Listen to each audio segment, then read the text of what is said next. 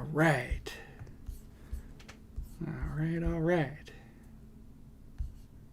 All right, Twitch is coming up. Nice. All right. We got Twitch. Almost. Almost. Maybe, maybe not.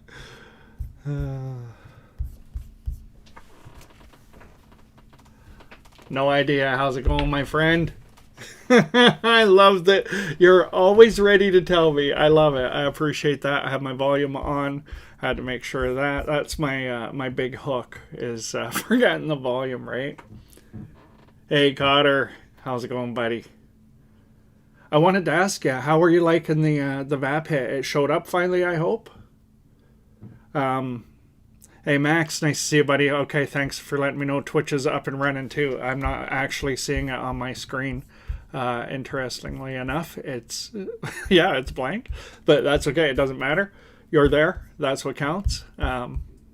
So I can see the chat on another screen. All right, perfect. Everything's rocking and rolling. Nice. Nice. Okay, so you got it. Good, good, nice. Okay. Hello, user. I don't know how to say that one. Yep, I'm not even going to try it. Hola. Too funny. DJ Moonwalker, hey Modique. Secret Squirrel.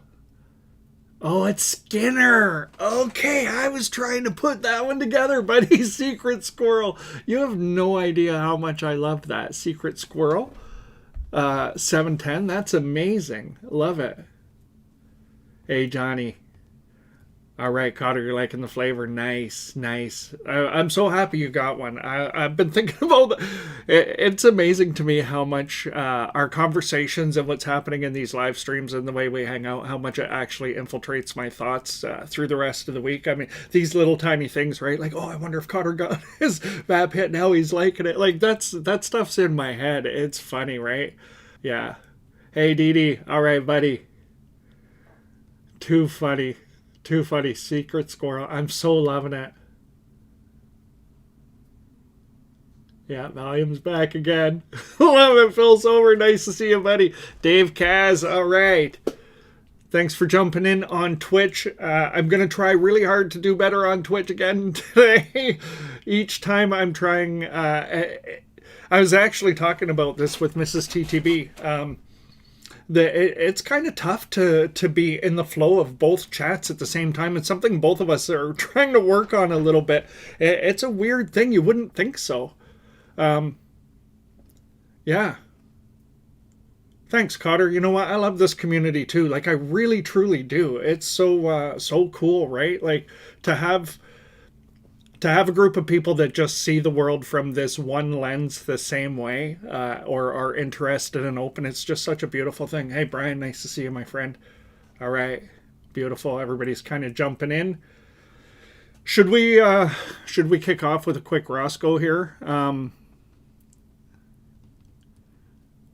Right, it's true. So Max is saying, I almost need another set of eyes. It's hard to imagine doing this. It's true, 100%. Hey, Z06 Dave, nice to see you, buddy. It is actually a fairly good amount. It's a lot easier in the beginning than it is toward, the middle or the end after I've had a bunch of Roscoes. Like, so we kept track last night, and here's the thing. It kind of created a joke in my head. How many stoners does it take to figure out how many Roscoes we have in a live stream? You know what? I don't know if we got the exact number right between all of us. But I think it was somewhere around 20 is when we hit, right? Yeah, Roscoe time. It's time. I'm already grabbing the whip hose. All right, so let's get everybody active in the chat. Hey, Rob, nice to see you, buddy. Yeah, I'm doing great today. I hope you're doing great today, too. What a fun Friday. I'm feeling good vibes today, man. I'm so... Hey, Kent, chill nature. I put that all in like one syllable. Wow, that's where I'm at. Too funny. Mrs. Cotter joined the party. All right, welcome, Mrs. Cotter. Love it. Love it. Oh, traveling with poor signal. All right, buddy. That's all right. Appreciate you jumping in, though, for sure. All right, so... I'm going to use, this is a titanium bowl from Crossing Tech. This is an old injector from Cannabis Hardware. Some of you guys might remember when Cannabis Hardware started like using weird like girl names and stuff like that. That was one of those ones that got the girl name. For whatever reason, I guess we were being politically forward or something. But yeah, so it's an injector. But putting it in this way allows me to heat the bowl on an injector. Very similarly to what we're doing with, oh, nice, Dave Cass. Very similar to what we're doing with diffusers, right? But this way it's with an injector. You know, the bowl gets good and hot. I've got it turned up pretty high. So, you know, I'm getting a really good rip off of that. Dave Cass says jungle fumes. EQ, tabletop orb, 420 Fahrenheit. Roscoe. Right on. I love jungle fumes. That is a strain I definitely look for. So what are you guys vaping? I have a combination. I have 50% of the flower I'm vaping is sour diesel, 25% is red Congo, and 25% is Maui Wowie. The Maui Wowie is fresh. The other two are decarbed. You know, and I'm hitting the ball vape on 575 Fahrenheit is the way I've got this set up. So I'll just show you how this one's going to rip. I'm just using small amounts and ripping through it in a single run. All right, let's go. Let's get the first Roscoe in, my friends. Cheers.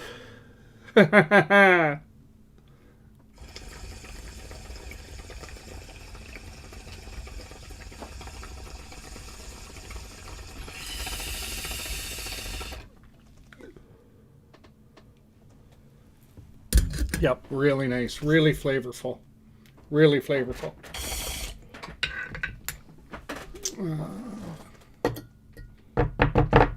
You know what? I want to turn that up 10 more degrees, I think.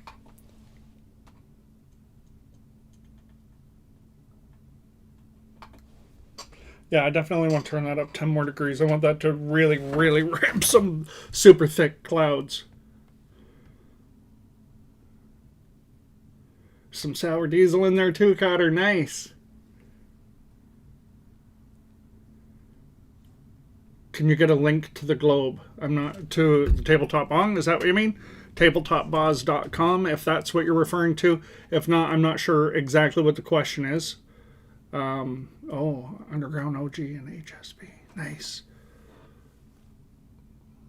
The metal bowl helmet, this one is from Crossing Tech. I did see this in the V-Goodies store. This was sent to me directly from Crossing Tech when, what did they send me? Ruby Twist Pro is what they sent me at that time, and they just threw that in. And the Essential Toolkit, which is a really great toolkit too. I use that a fairly good amount. So yeah, it was pretty nice of Crossing Tech to throw some stuff in there. Your Dynavaps are going to arrive today. All right, Secret Squirrel. I can't get over that handle, Skinner. Gotta love it. Hey, Jason. Yeah, I go live every Friday at 3 p.m. Eastern Standard Time, which is 8 p.m. British Summer Time. Okay. Z06 Dave, why do I decarb weed before vaping? Well,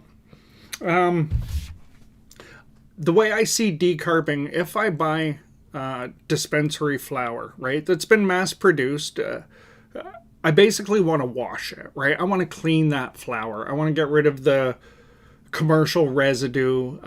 You know, the plants aren't treated as they once were, right? I think when people were doing grow houses and, you know, private grows and things like that, they put a lot of love and care into the grow. And I think, you know, commercial grow doesn't do the same thing. So we're noticing certain things in the flower over time. Like I'm noticing that the flower just tastes flatter, things like that, right? When I'm vaping it.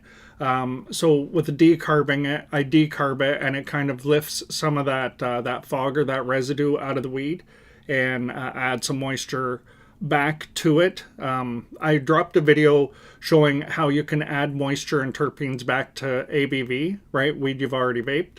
And I basically run that process after I do the dual decarb, and I add terpenes so I can, make it more terpy if I want. I put the moisture back. It feels exactly the same as before it was decarbed, but it's just a much cleaner, more elevating thing. I was finding a lot of the times I was feeling heavy levels of sedation after vaping, right? Even on sativas. And as soon as I started doing the dual decarb that I use, that kind of lifted. I don't really feel that anymore. It's much more elevating. So that's why I do that anyway. That's a great question. Thanks for throwing that out there.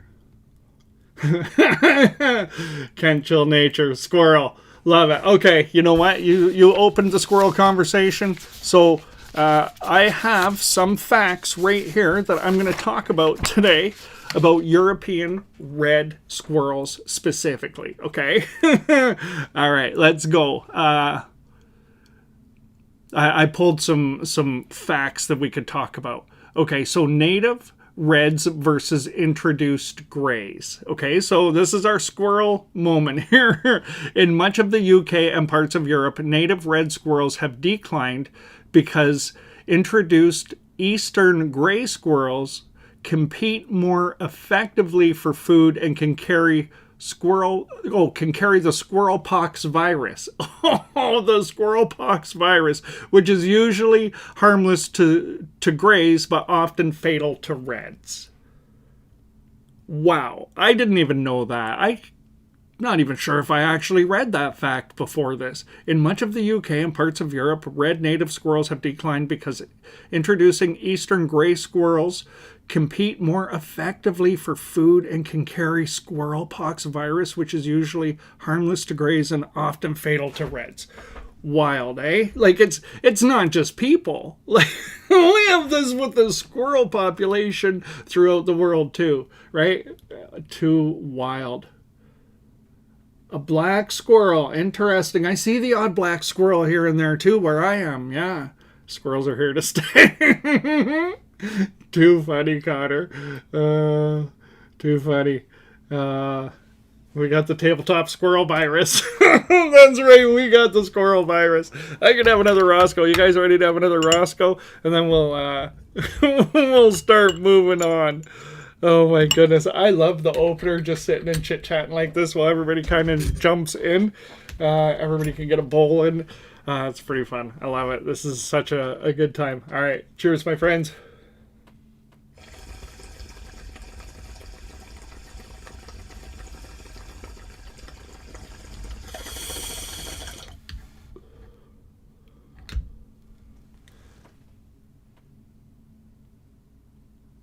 Really, Dee Dee? That's an interesting point. So Dee Dee says big programs to reintroduce red squirrels in the UK. So we're not the only ones.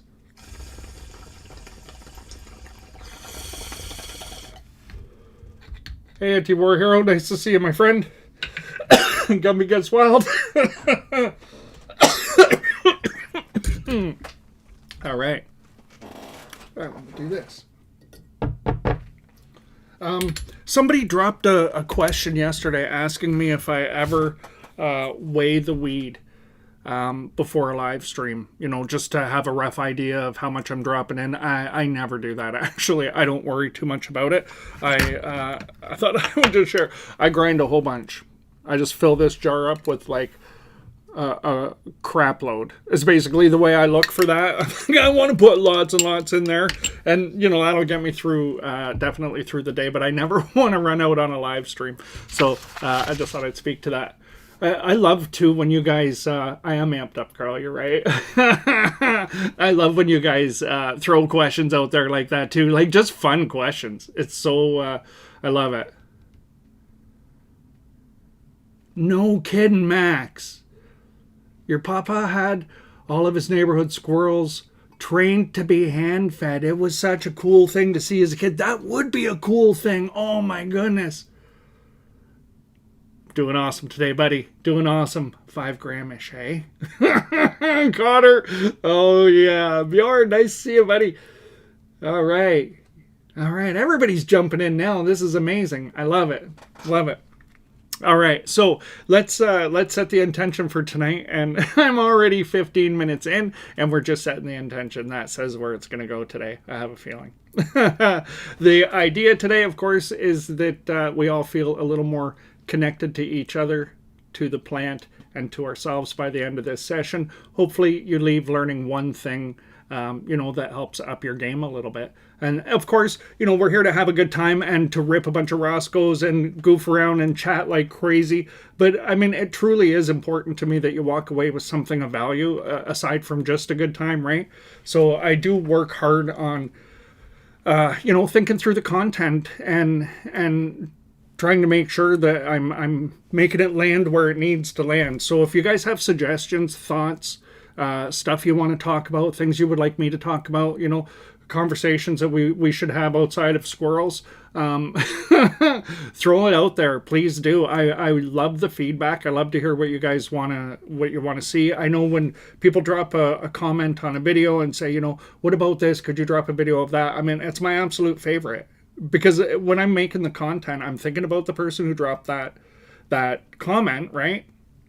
And I'm also thinking about, okay, if this person asked that question or asked for this, then clearly this is going to land on some people who need it. So that makes it, feel like I'm spending my time really well, and it's exciting for me. I really enjoy all of that. Did JP jump in? All right. Hey, JP.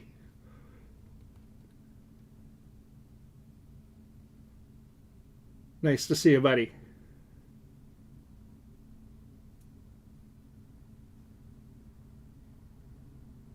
Less I talk, more I get high. That's a pretty cool statement right there, actually. There's something to that, right? There's something to that. So I thought what we would talk about tonight is dialing in your session. So what's that mean? I thought first we could define what a session is, because of course there's different kinds of sessions, right? Different devices will work for a different style of session and for different purposes. And I think sometimes what happens is we don't really even look at what's interesting us as far as the vaping experience. I think, especially when we're new, whoever teaches us about vaping in the beginning, we kind of follow along what they're doing, and that becomes kind of our home, right? Our base foundation. And then we start to slowly learn about the process. But if we break it down from a bit of a different angle and look at it from, say, there's a quick hit style of vaporizing, right? Exactly what I'm doing with the ball vape. One and done, quick hit, fast rips. I don't really need to be too focused. I just need to know the temperature. Is it hot enough? And if it's hot enough, I drop a bit of flour in and I rip. So it's almost autopilot. So that's one kind of session. Then there's like your kind of just your chill session where you're going to sit with your device. You're going to connect with it a little bit. You're going to pay attention to what you're doing, right? Things like, say, the Volcano or a handheld vaporizer where you're going to sit and you're going to pay attention to your sesh. You're going to maybe, walk through some different temperatures and things like that. That's what I would call a typical or a traditional style of session. And then there's what you would call like a ritual session, right? Where you're using a manual device, say something like the VapMan or a Dynavap or, the VapHit QOQ. They're all very different styles of sessions, and they give you different things. So if you're new to vaping, or you haven't found your home with it, or you're struggling, between vaping and combusting and you're going back and forth, maybe you just haven't found the one that lands for you the best. What? Okay, Mrs. TTB just dropped something on my desk here. A comment from at Mentos the Fresh Maker. Texas bans THC today is what I see. Does anybody know about that? What? I don't know about that. What do you mean Texas bans THC? So does that mean it's a THCA market now? It's weird. Hey, one man, it's nice to see you, buddy. Stop counting balls. I love it. Oh, Roscoe's there. I didn't see you jump in, Roscoe. Nice to see you, buddy. All right. Interesting. Okay, well, I'll have to look a little more at what's going on in Texas. It's, of course, important to see how these things move, and I think we're going to watch as things change specifically in America. We're gonna see some swinging back and forth, and the pendulum's going to move in different directions before it settles anywhere. So it's going to be an interesting thing to watch the process anyway. Right, and that's all we're in. We're in a process right now. None of it actually is where it's going to land, I don't think. Right? Yeah.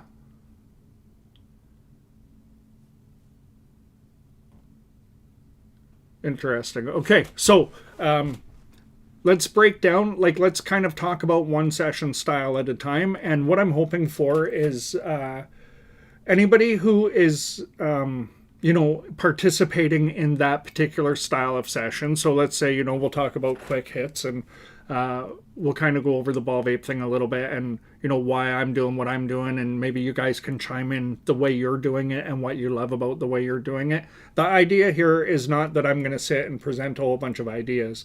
What I thought I could do is, oh, interesting. Okay, Secret Squirrel, thank you. The idea is, that we share, right? We share ideas, and everybody ends up walking away with something of value for whatever style of session you're having.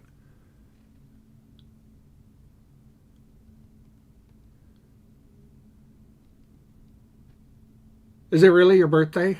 Honestly, Nanny the Green Guru 42. Seriously, dropping that on Twitch. It's your birthday. That's so cool. Hey, Dennis, nice to see you, buddy. Okay, that means we got to have a Roscoe for Nanny the Green Guru 42. It's your birthday in Germany. All right, Roscoe, let's do it. It's a happy birthday, Roscoe.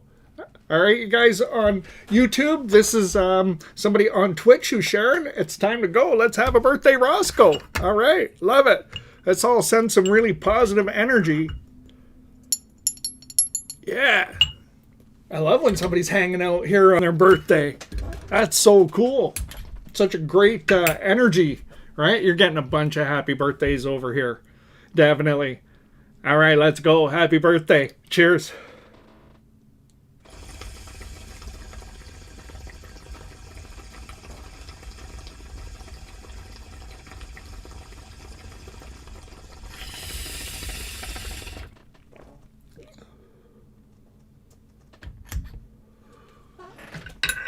Yum, yum. Oh, yeah, you're getting all kinds of happy birthdays over here. Everybody's sending some good energy. Love it, love it, love it. That's awesome, guys. That's so awesome. What an honor to spend your birthday with you. So that's super cool. Thank you for sharing that. Okay, so let's start with... oh, yeah, we were going to talk about ball vapes first. Okay, when I'm having a traditional session, right? Like if I'm just going to kind of sit down and sesh, this is not always what I'm grabbing for. This has a very specific purpose, right? The quick hit session is about for me personally, and this is what I'm hoping we all do. We all kind of share a little bit, and I know a lot of us are doing the quick hits, right? For me personally, it's kind of like a fast dose of medicine.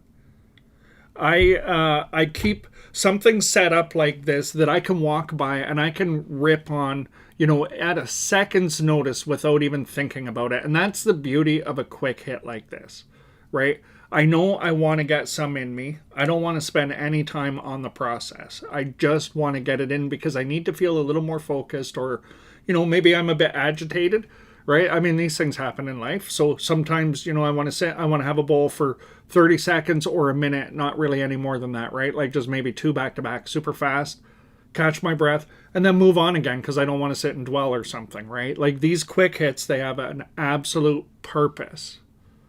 I love it.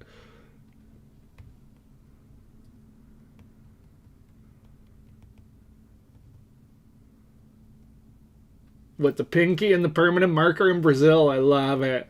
Andre, nice. Hey, Aaron. Kitsune, nice to see you, my friend.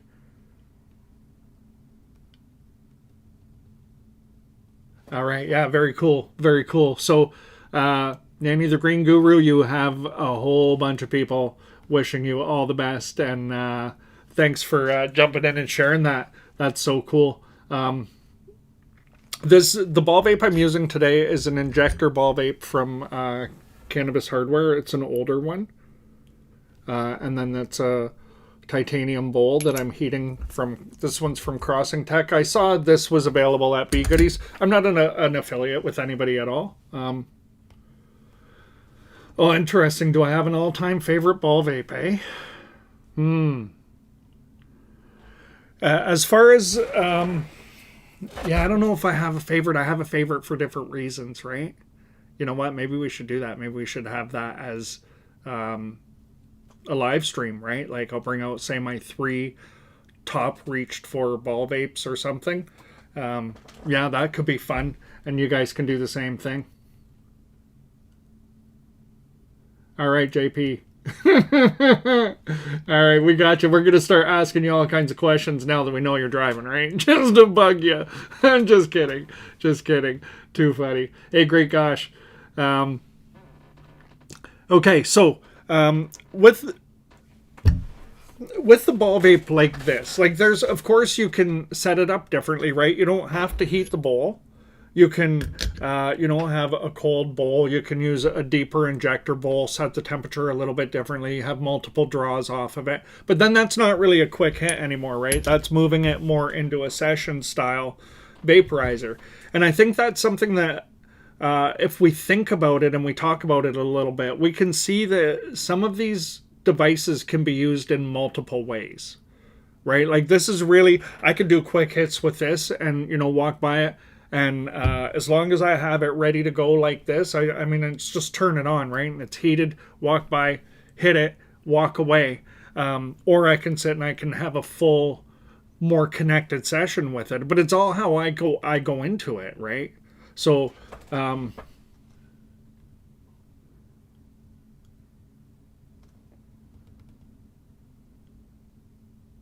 I'm seeing everybody talking about Malta, and I'm not seeing who's jumped in from Malta. That's cool, though. That's super cool. I love seeing all of the cool places that people are from on the live stream. It blows my mind how really and truly scattered all around the globe we are, especially on Fridays. Thursdays are, with the exception of a few super hardcore troopers that don't seem to worry about time at all. Mostly otherwise it's mostly North Americans, right? But Fridays it's people from everywhere. It's very cool. The heating unit I'm using here is that one's from Vices. That's for the adaptable, right? And that's what's nice with these too, right? These standard 25 mil. Okay, Carl. All right.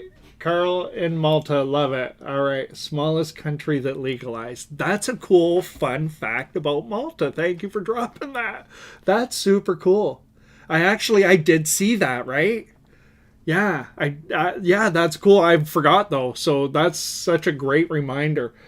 We were actually, Mrs. TTB and I were talking about Malta a little while ago, and we were actually looking at, the size, and it's certainly not a very big country, and a very low population, but I think there was a very high density of people per square kilometer, if memory served me correctly. Yeah. I think everybody's burnt themselves on ball vapes, eh? Yeah. Oh, thank you, Aaron. That's a nice message. That's a nice message. Thank you. Yeah. Too funny. Too funny. Okay, I gotta get back to focused again now. I'm starting to get high. You know what that means? It's Roscoe time. Let's have another quick hit while we're talking about quick hits. See, I'm focused enough to know it's time for a Roscoe. So, but yeah, so personally, I like the idea of being able to grab a quick dose of medicine, right? And for me, a quick hit can get me back to focus when I'm starting to scatter out, because that's how I work sometimes. I get too many things on the move and I start bouncing around a little bit. I kind of push myself that way too. But, you know, walking by, having a quick hit, just stopping for 30 seconds, ripping it, and then walking away, it kind of helps me. Whew. That's what I'm doing with it mostly.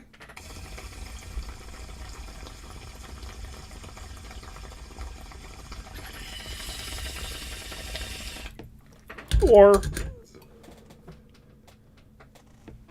well, no, not even. I was going to say, or when I want to get really heavily medicated, you know, I'll sit and I'll have a full session doing a bunch of one and done rips. But that then is, it's a session, right? And that's the versatility of the devices. It's how you go into it. So what I think about, I definitely consider the intention before I touch any dry herb. You know, even if it's a quick hit, I'll stop and I'll become aware of what I'm doing. And I don't know if many people do that. I think some do, but I think some people, it just maybe has never hit, you know, your radar to try doing that. But just to notice, why are you having the bowl and what do you want to get out of it, right? Why am I going to hit this Roscoe? What do I want to get out of it? I think about that. If it's a quick hit, I'll be walking up to it and I'll be like, you know what? I need a little bit more focus. So I'm just going to have a quick hit here and I'll feel a little more focused. I'll walk away. I'll feel uplifted. And typically when I do that, it kind of follows the trajectory of what I thought.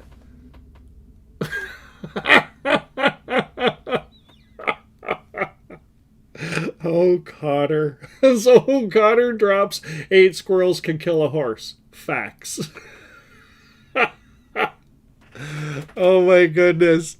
Oh my goodness. Okay.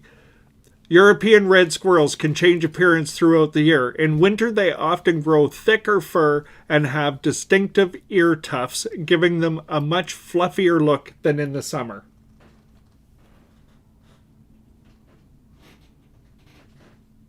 Okay, Andre, your question. In my opinion, what's the best upgrade to retire your pinky? Ruby Twist. Budget is important.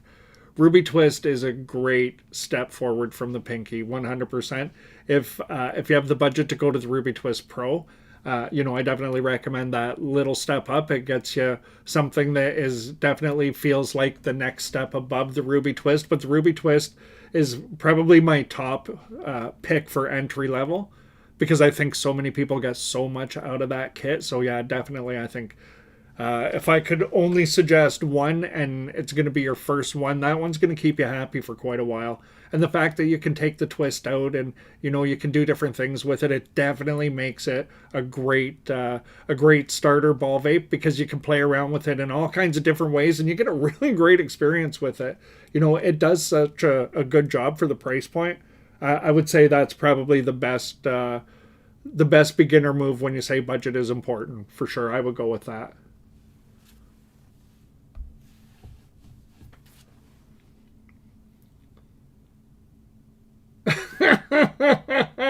Chronic Master Vapor, that's awesome. What if there's only 7 squirrels, but one is a big MFer? That's hilarious. You might need 2 of them to be big MFers to make up for one missing one. Then I think it's going to be a definite throwdown. Too funny. I've watched in my own yard, I've watched squirrels and birds kind of fight back and forth. It's hilarious. You know, and a squirrel will act like they can definitely catch that bird. But they can't catch that bird. They never catch the bird.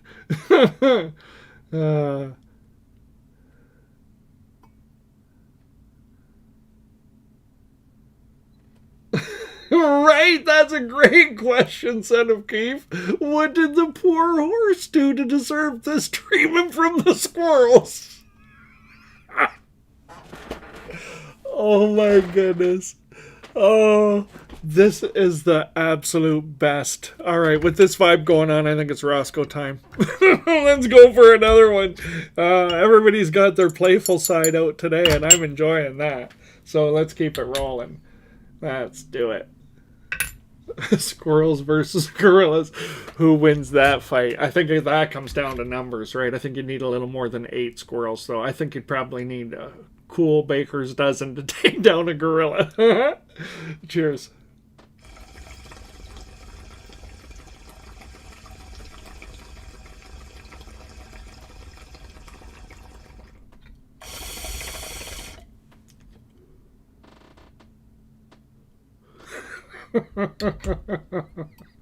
Oh my goodness.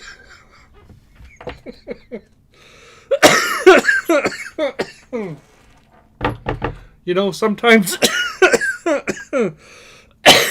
at the end of a live stream, when I'm still really, really high,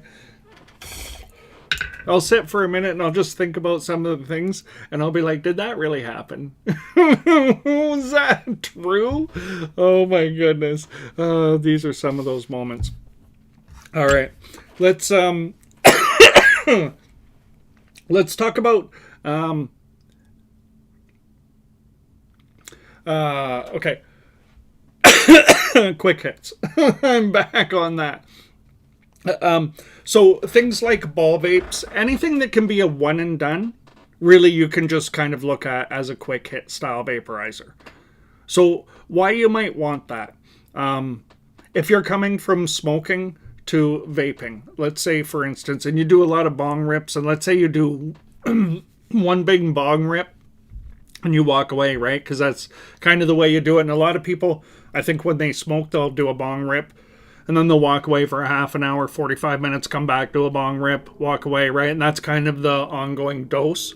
If that's you and you're making the switch, definitely quick hits is going to match you, right? If you don't have a lot of patience for the vaping process, if you're like, vaping just takes too long. And I know that's not too many of us here in this community because we enjoy the process and enjoy how long it takes. But I know some people will definitely see this content at some point, hopefully, if they need it, and realize that, wait a minute, what if I match the style, right? What if I do bong rips and, you know, to get a slow session vaporizer, it's not going to work, right? So it's learning what these styles are, and then you can kind of match your own personality. That's kind of why I want to talk about it as well, because I know it helps. In the beginning, when I was vaping in the very beginning, you know, I was going from doing bong rips and then it was a slow session style vaporizer because that's all I could get my hands on at the time. You know, and it didn't match and it made it hard. And I didn't feel like I was getting what I wanted to out of the flower as far as that quick, heavy wash, that big hit, right? So if we look at things that are capable of being quick hit friendly, if you're the person that needs that, then it's going to match you. If you're somebody who would rather, you know, roll a joint and sit back and, you know, sip on a cup of tea and smoke that joint and really savor it, you're more of a session match, right? Like a session vaporizer match versus quick hits, right? So it's finding this, where is your home? And then you're going to really enjoy the vaping process even more. And realizing that there's these different things that exist and stepping into the lane a little bit sometimes structures what's happening in your session. And it can make it more fun because you can understand new things about the way that the whole thing works. All right, Kitsune. Age.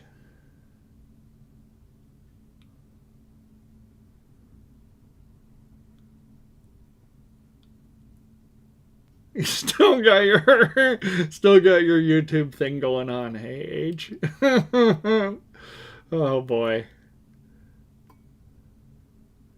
Yeah, no, there's nothing wrong with a handheld, right? Like, and that's the thing, that has its own lane, and there's a person that matches, and sometimes that person's me. I think some of us, we move in and out of these different session desires based on where we are, what our mood is, you know, and what we want to get out of it. So when we break it down and we go, okay, sometimes I want quick hits. What's that mean? I'm going to, you know, leave a ball vape on with a heated bowl. I'm going to pick something that I can do that with safely, right? And I'm just going to leave it on so I can walk by and I can do that. If your life is conducive to that, then that matches, right?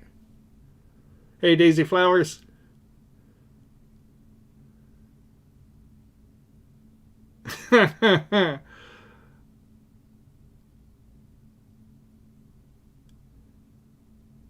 It's Helen Jinx. I don't know if I'm saying that right. If I've got that wrong, I'm sorry about that. Anyway, nice to see you, my friend. All right, great. It's nice to see more people jumping in on Twitch now too. I think that's pretty cool. I like the fact that it's expanding there.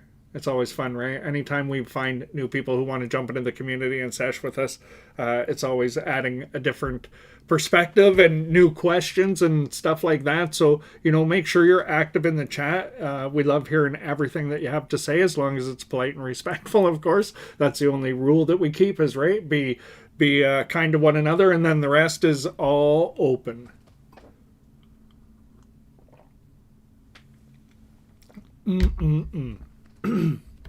Okay, so let's okay, quick hits. If you're gonna consider like a quick hit from a concentrate perspective, what would be the equivalent of a quick hit? Would be something like the Zeus Ion Pro vape cart, right?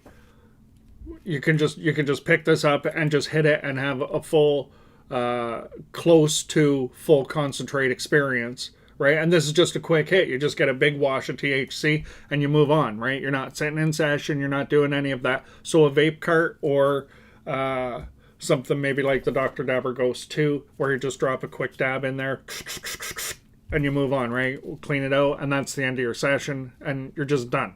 So these are all kind of quick hit options, if you're thinking about concentrates as well. Right, and there's a whole world of things built around doing these quick hits, right? And I mean, one and done is definitely a very big part of the vaping world, and I think it's simply because I think a lot of people are coming from smoking and definitely bongs, and really kind of liking to get the big lungful, right? I think a lot of us go there because, the more you get in, the bigger the effects are. So I think a lot of us get trained to do that. And then we bring it to the vaping community and we want to do the same thing, right? It's like, let's go. Let's get these big rips. So, I think, I think a lot of people really moved into the quick hits, the one and done, and a whole sort of lane opened up, and those of us that love doing it for the purpose that we love doing it, we love it, right? Like it definitely satisfies something that a regular session or a ritual vaporizer just doesn't do, right? And I think it's the big wash. I think it's that heavy experience very quickly, and I think maybe if you have a bit of tolerance as well, right, taking it in a little quicker like that, kind of helps with getting you pretty high.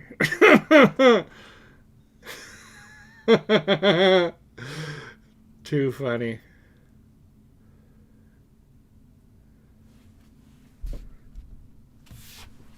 Too funny. All right. So that's kind of the basics of the quick hit, right? So then let's talk a little bit about ritual vaporizers.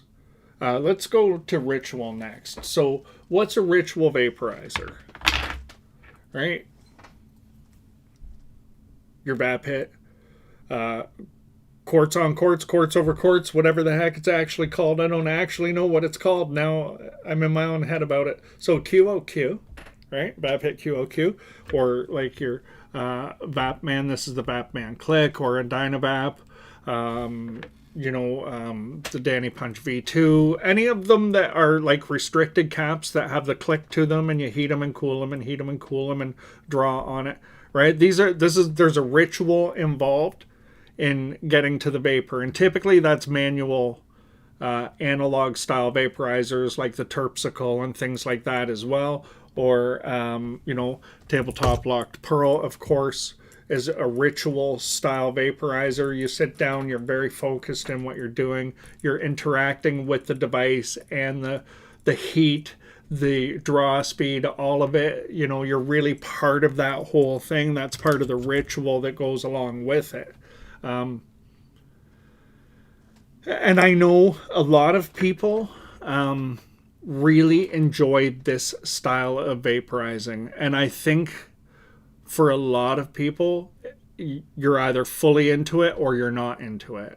I don't think there's a lot of people that are like, I like that like 60% of the time. I think most people are kind of a little more polarized, right? Like I think you like the slowdown of the ritual, more, or maybe the quicker hits more, right? Sometimes there's the session in the middle, but I think if you're on the either end of the spectrum, right, you're less in the middle. That's kind of how that seems to work. I think people who enjoy a good session style vaporizer can, yeah, I think there's just more movement. Anyway, I'm off on a whole tangent in my head.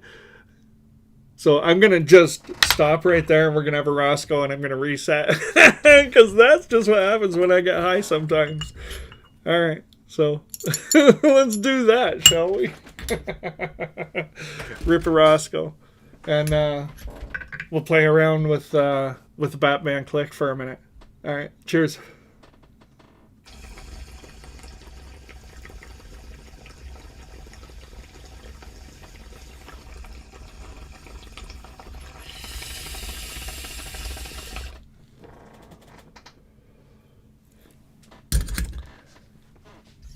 Love it. There is something kind of special about feeling that much vapor in your lungs all at once, eh?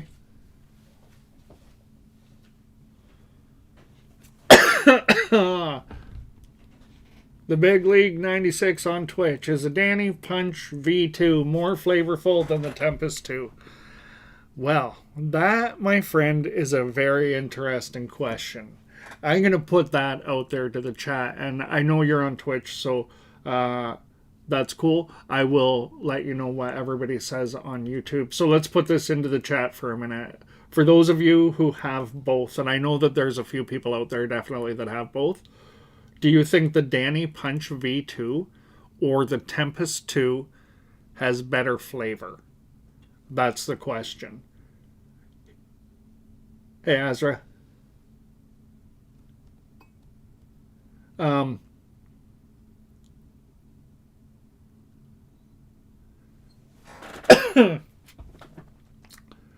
Okay, so in my opinion, I have both of them, and both of them are very capable devices. I do definitely more torch heating with both of them, and I really find the outcome is the same whether I'm torch or induction heat.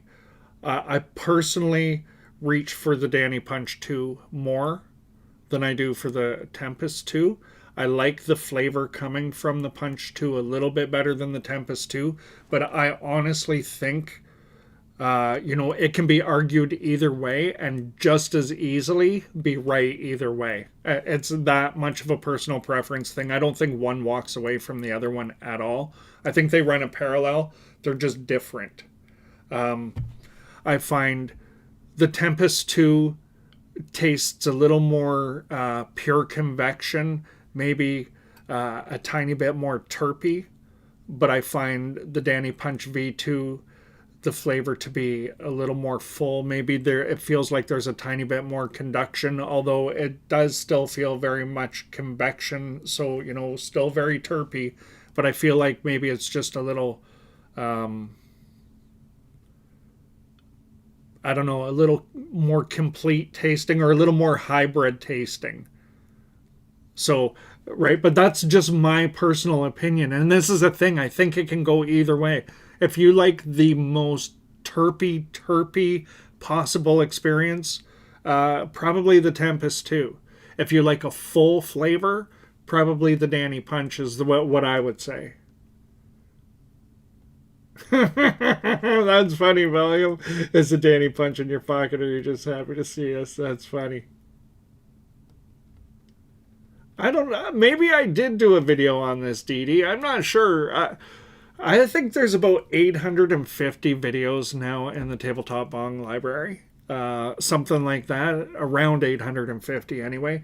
I honestly, between thinking about videos, thinking about concepts for the live stream, and recording videos, I can't even remember what I've done. Half the time when I have an idea for a video, I'll go to the channel and I'll double check and I'll be like, oh no, I did that 6 months ago, or and I have to double check myself. So it's funny how that works. All right, did I miss it? Tempest 2 has 10 times more flavor, says Azra Shishima. See, this is interesting, right? I think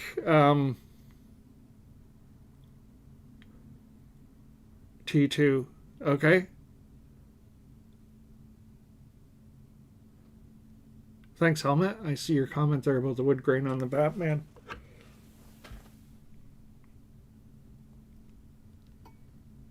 This one was sent to me from Vapman. I had dropped some content, and they were kind enough to send me this as a Christmas gift that year. It was kind of cool. I'm not an affiliate with them or anything. It was a nice thing that they did. So yeah, it was kind of cool one. I didn't really see that one in the store exactly like that. So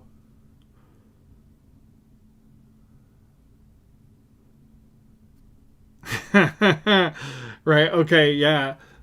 Um, the real big L96. I get it, right? So you have the Tempest 2 and you're thinking about buying the Danny Punch V2 as well. I know getting different vapes is addictive, right? But here's what I can tell you. I think they're different enough that if you're a vape collector, it's not you're not going to repeat the experience by having both of them. That's for sure. I like that I do have both of them, no question about it. I reach for the Danny Punch V2 more, but that doesn't mean I'm not reaching for the Tempest as well, right? So, oh, did yeah, okay, all right. So ritual vapes, we're back. That was fun. Okay, so yeah, you know what? I think honestly, if you're a vape collector, I just have to conclude this so the loop's done in my head. If you're a vape collector and you really like pen style vaporizers, I think the Danny Punch V2 as a standalone item is good enough that it should be in everybody's collection who really enjoys that style of vaping. I can't believe actually how much I reach for it. It is always in play for me. Yeah, I really really enjoy it, and it is such a such an easy device to use with a torch, and it works so well with a torch, and the flavor is unreal with a torch in my opinion, right? Like it just everything lines up for me with what I like about it. So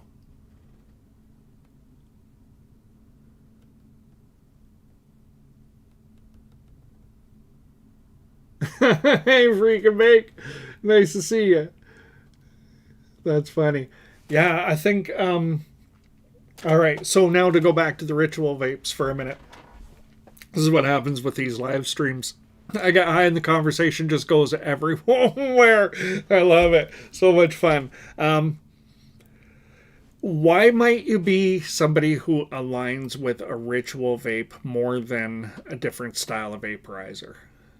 If you're if you're somebody who puts mindfulness over many other things in your life, if you spend a lot of time being present, like being focused on being present, a ritual vape is probably going to match you quite nicely. If you're somebody who likes to use the plant as a way to slow down and to connect with yourself, to kind of get out of your head, and you can do that without being in a rush. If you like to have a session and you want to put your phone down and have a session instead of playing with your phone and vaping weed at the same time, you might like a ritual vape, right? There's a lot of reasons why you would reach for one. Or the other thing with these style of ritual vapes, a lot of them, they are devices that can give very, very big effects, right? Maybe not necessarily the Batman, but even like the QOQ from Vap, very small amount of flower, very big effects.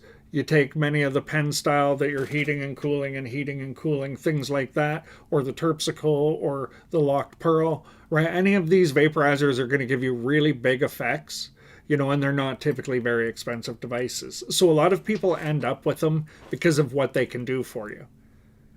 And what ends up happening is that's a good question, Jason. Do we have a current Roscoe count? Is anybody actually keeping track tonight? I didn't know. I didn't actually ask formally, but Jason's asking if we have a formal count. That's a good question.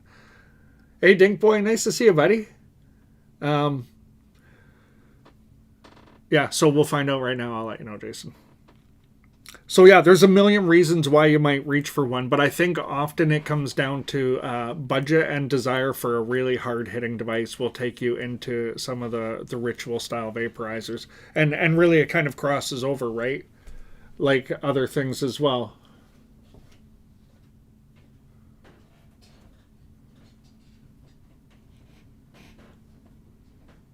All right, all X underscore all X. Alex from Brazil. Is a grinder or cutter better? That's a great question. You know that? I'm going to just segue here right into this. Okay, so you say you cut with scissors. Is it worth a bigger investment? You know what? That's one I actually toyed with for a very long time. I also was somebody. I used scissors. I could chop weed with scissors. Like, well, you probably understand. If you do it all the time, you can do it in a way that people look at you and go, "Whoa, wow, you did that fast, right?" Like you get that routine going with it. If you have sharp scissors and you're cutting it very cleanly, you know, if you don't mind doing the work, I don't think you're going to get anything better out of using a grinder than you are out of using sharp scissors if you do a good job, right? The thing with scissors, you can get the exact grind that you want, right? If you know exactly how you like it and you don't mind doing it, then you're always going to get what you want. Now, if you're using dull scissors and you're kind of tearing the flower and stuff like that, I would say definitely a sharp grinder is going to be a much better move. But the idea is it's about sharpness, right? You know, and I did scissors for a number of years. But now I will definitely say, you know, after going into the grinder world, I'm not going back to scissors, right? But scissors do an equal job. I just find the grinder world is an easier thing, and I use an automatic grinder, so it couldn't be a whole lot easier. I just make sure the blades are good and sharp, and I keep the grinder clean. And, you know, I'm getting about the same result as scissors. So, you know, it comes down to you know, how much do you want to spend? I use a coffee grinder, a spice grinder before getting. Yeah, you know what? Great gosh, I did the exact same thing. I had a coffee grinder. I still have it, actually. Oh, you know what? How is that? I could just put my hand on it right now because, you know, it just kind of always stays so funny, right? And I used that for quite a while as well because I wanted to get an exact grind, and I got so good with it. I snapped the handle off, so I'd have to stick something in and just go tap, tap, right, and the blade would go, prp, prp, and you would get this exact grind. So I think you can spend as much or as little time on this as you want to. I think it just comes down to sharp blades equal a better end product. I think it's more respectful to the plant. I think that it gives you nice, clean edges to vaporize off of. You know, I just think sharp is what counts. Yeah. So funny, yeah. Right, okay, Azra, right? You used a hand grinder for years and went back to the coffee grinder because it fluffs up so much better. If you get really good with a coffee grinder, and it's got a learning curve like anything else, right? You can get a really great grind out of it for sure, and a super consistent result. Especially if you keep your flour at a set moisture, you typically can get the exact same fluff out of it every time, whether you want, you know, that large grind or the smaller grind. Pretty cool, yeah.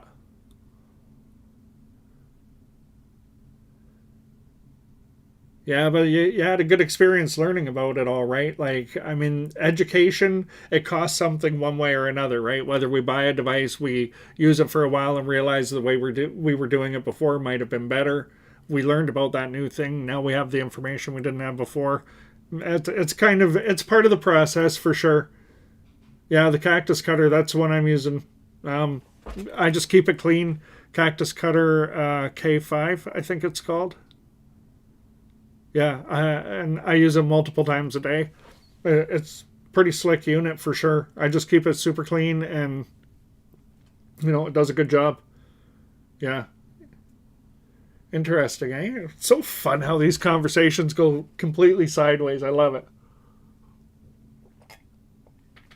Oh, JP, thank you. We have been holding on the entire time. Okay, guys, JP's here. So I'm sorry we're starting an hour late, but too funny, buddy. Too funny. Uh, have you used those flour mills? I'm not sure which ones you mean. Black and Decker grinder. Interesting. Yeah, my grinder was, I think, like a $15 grinder. I think it was Black and Decker. I think that's what it was. Yeah. Is that what yours looks like? Is it the same? Oh, man. Interesting, eh? So funny how we all learn these little things, right? And this is what I'm talking about. This is exactly what I wanted to happen. So now we're sitting here and we're having a conversation that somebody's session is going to get upped here, right? The preparation, whatever it may be, somebody's going to walk away with something they need. So this is awesome. I'm so glad this is flowing like this. Yeah, the Aroma 3, that's a nice grinder. I have 2 of those, actually. They are nice grinders, for sure. If it wasn't for the cactus cutter, that's what I would be using a good portion of the time.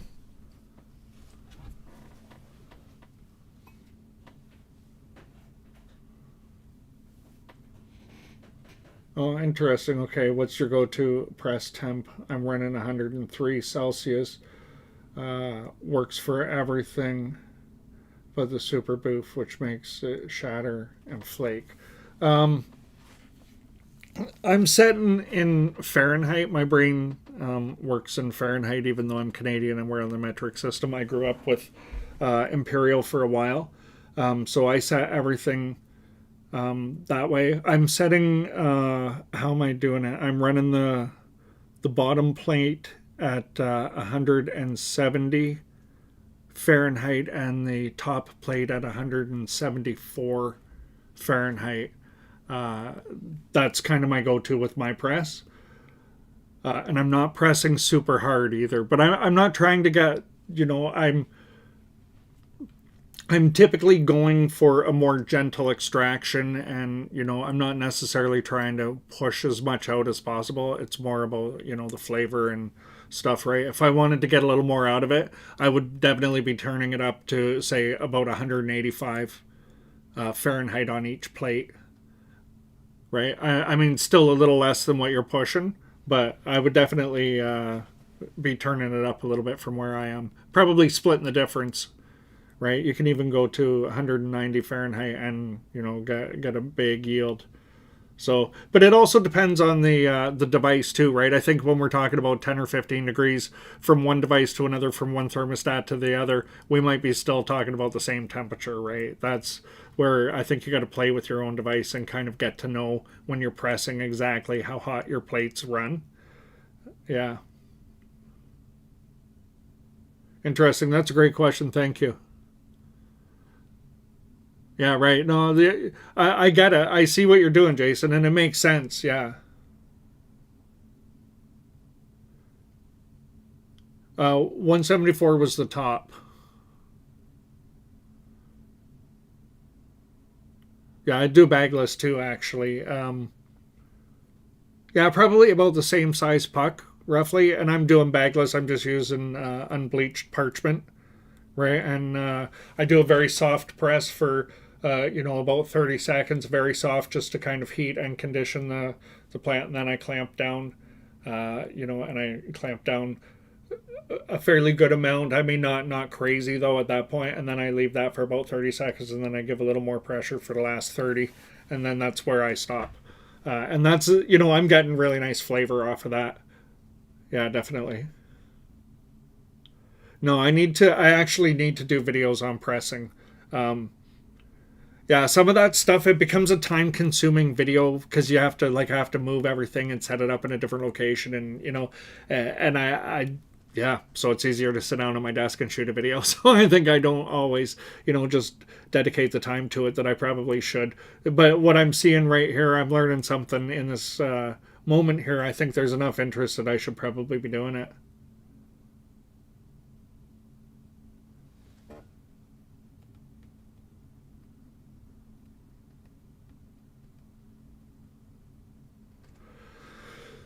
Yeah, grind size. That's you know what? Let's talk about that for a minute. This is a really interesting conversation.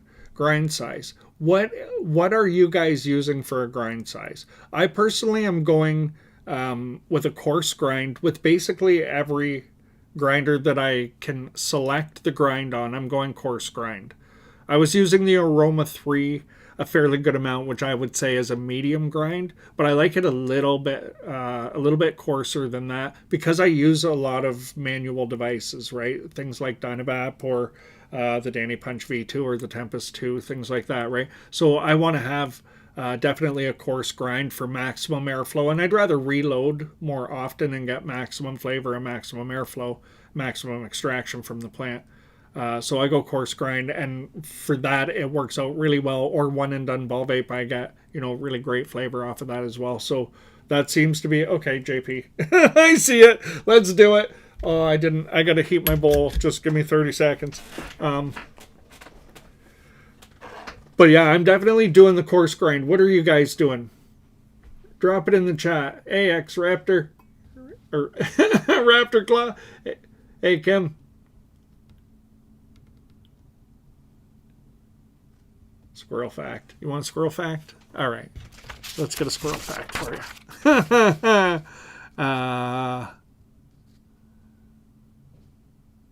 All right.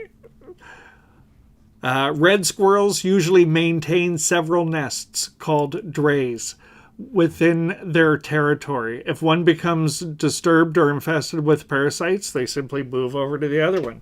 So these guys got like multiple pads kind of laid out, right? They're ready to go. They live packed and they pack light. Let's go. Multiple locations where they can just nest up. That's actually pretty smart, right? Man, squirrels are brilliant.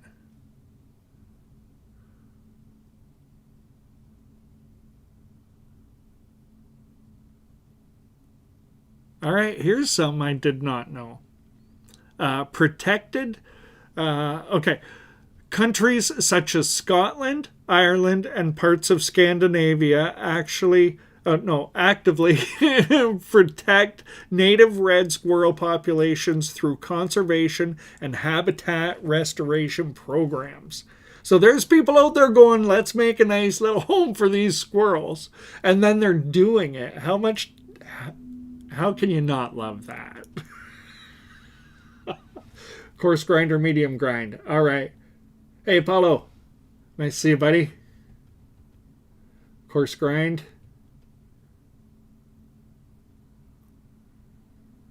Coarse medium fine.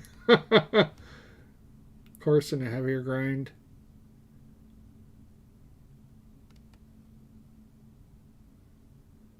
Coarse grind or medium. Interesting. So I'm not the only one who's landed, definitely not the only one who's landed on the coarse grind or medium coarse, right? Like to me, that's the perfect medium coarse. Maybe just a slight bit more on the coarse side than the medium side. It's really nice. Right? So mine comes out, let me just, I'm squishing it down. Mine looks like that. Right, and that's a combination of decarb and fresh flower.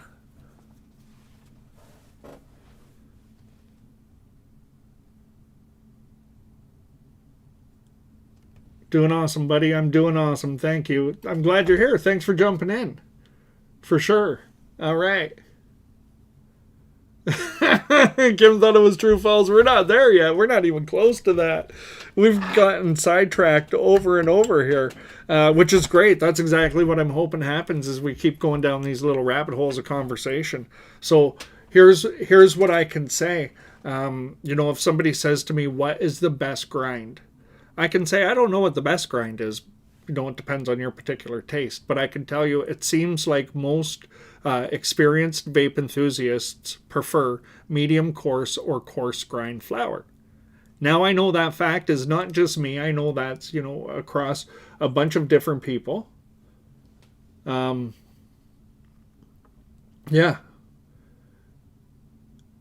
Why decarbed weed? It hits way harder. Just to begin with, decarb flower just hits way harder. Yeah, and I find it just works better for me.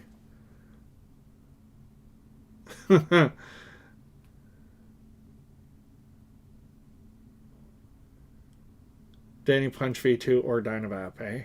Well, for me personally, I reach for the Danny Punch V2 far more than I do for a Dynavap.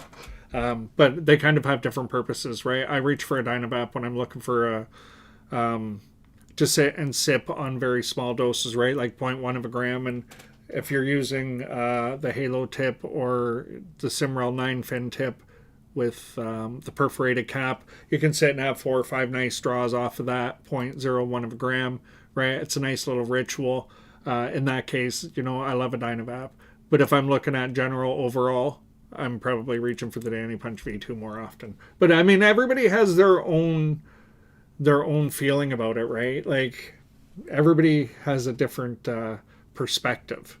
Depends what you like, right? Depends what you like. If you like stretching your stash as far as humanly possible, then a Dynavap that uses 0.1 of a gram is definitely going to make you probably happier than the Danny Punch V2 that uses almost double that, right? So, yeah. Okay, so we're on. Let's have a Batman click.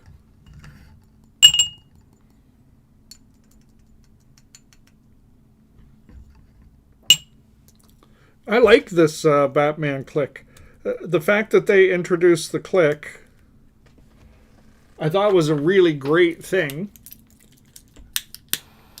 I used the original one as a great little concentrate option.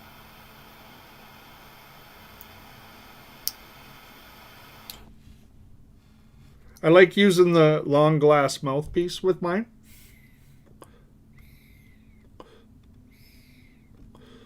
Oh, you know what? I normally... Do I have one handy? Sure. That'll work.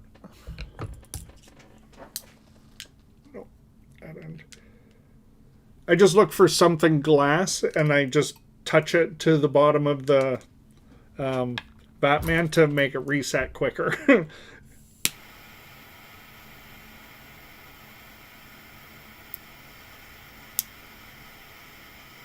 And I just go a couple of seconds past the click.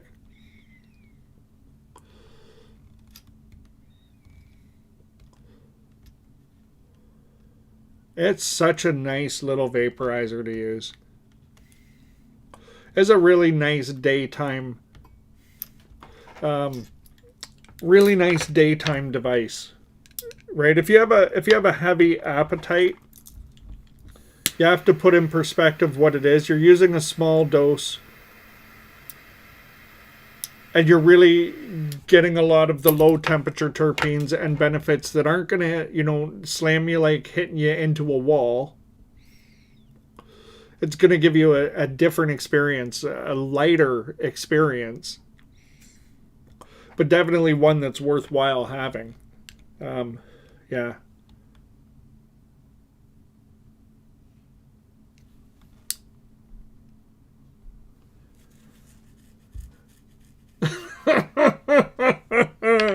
All right, Carl, I'm happy you and the doctor have your arrangements figured out, buddy.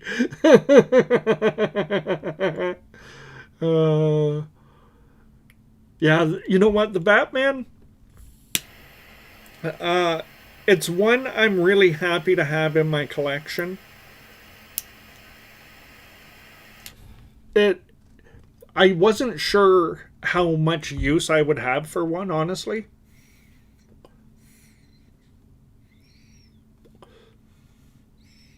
But there's definitely a time and a place where this is something that I want to reach for. Sometimes you know, we have these moments in our life where we kind of need to get out of our own head for whatever reason, right? Maybe you need to think something through, you know, or, you know, maybe I'm upset about something and I want to kind of break out of that train of thought, but I need to get to a point where I can see past what I'm feeling to look at the parts of the problem or whatever. Something like this really helps. You can become almost meditative, like very single focused, if you just sit quietly and pay attention to the session.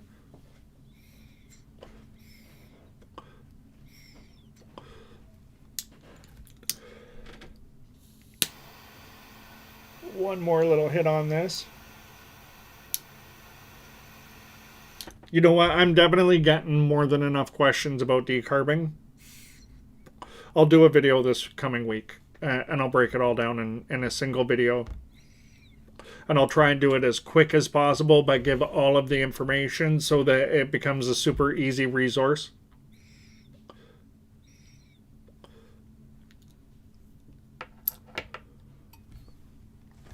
I do. That's what you wanted to see, right? Yeah. Yeah, this is the one my friend made. She made me a couple.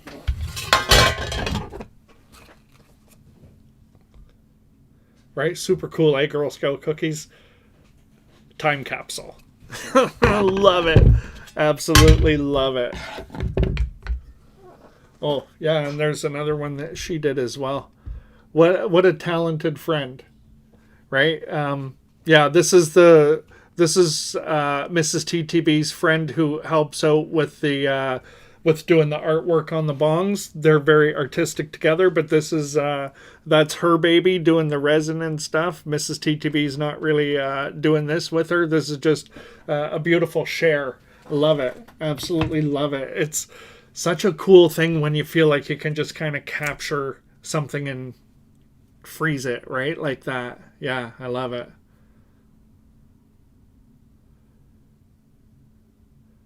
Interesting, Cotter. You know what? I think everybody, hey, Darren, everybody who has seen them has agreed that they are definitely something that she should start to sell. You know, even on an Etsy site or, you know, here in Canada, there's different festivals you could go to and stuff. I know there is everywhere around the world, right? Where but I mean, there's like little, you can go to a little festival and sell weed paraphernalia and it's not a problem because everything's legal here, right? As long as you're not selling the plant itself, you can sell whatever else you want to. Yeah, or an art gift for sure, yeah. Hey, Ninye. All right, you're late, but you're ready for a Roscoe. All right, let's. I'm gonna pick up the ball vape then, and let's do a quick rip with Ninye, for sure, and everybody else who's just jumping in.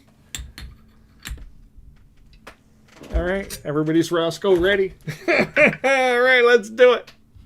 All right, cheers, my friends.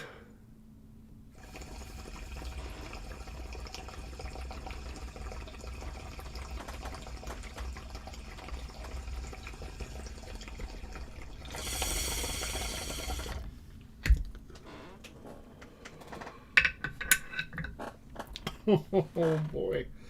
Oh, that's good stuff.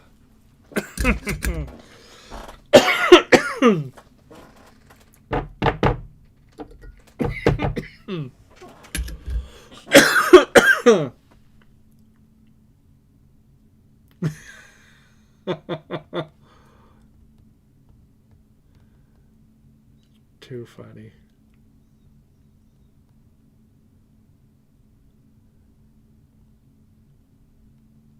Interesting. So you just got your universal baller, eh? Raptor claw, nice. I know, right? Need to etch a squirrel right in the front of the globe. How much fun would that be? You never know. If I learn how to do that. Squirrel Osco. I love putting multiple words together and creating a single word. That's one of those things that I do a fairly good amount when I'm high, so I love when other people do it so much. Too funny. Too funny. Yeah. Yeah. Gription. Gription is a word, right? Like half grip, half traction. That's one that I used throughout my life and pretended it was a full-on word all the time. All right, so you know what? Let's have a vape hit as well. Oh, I emptied that. All right.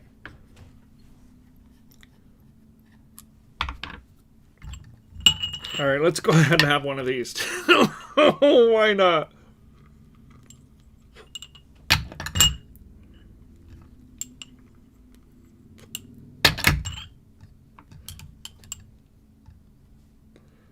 All right.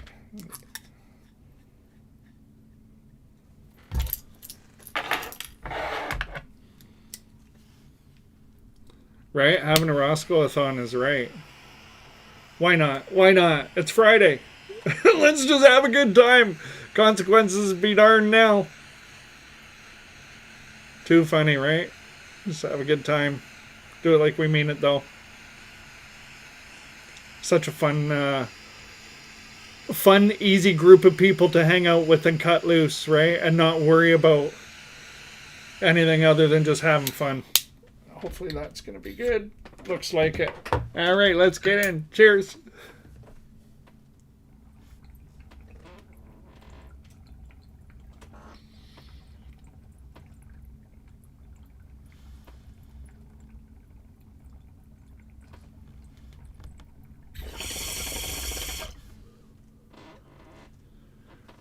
Yeah, if your weed tastes bad, that's good good information, Ezra.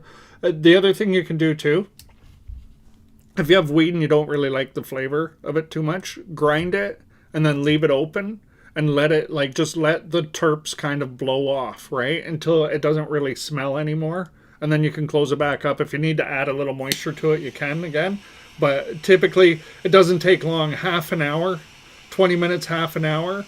And you can blow off a lot of the terps just by grinding it, leaving it open to the open air. And that will knock down some of that flavor as well the same way. And it's just about getting the terps out of it, right? That's cool. That's a good point there.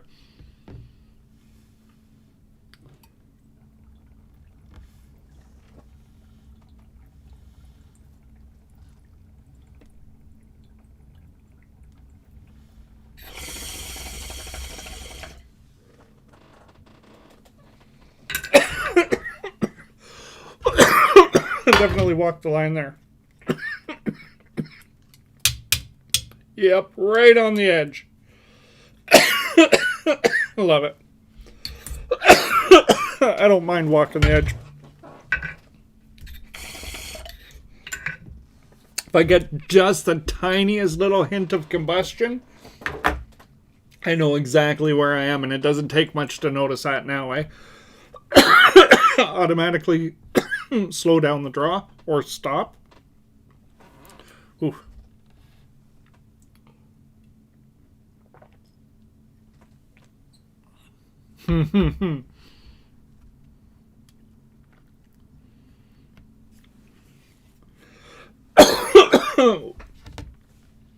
If you're asking my name's Lee.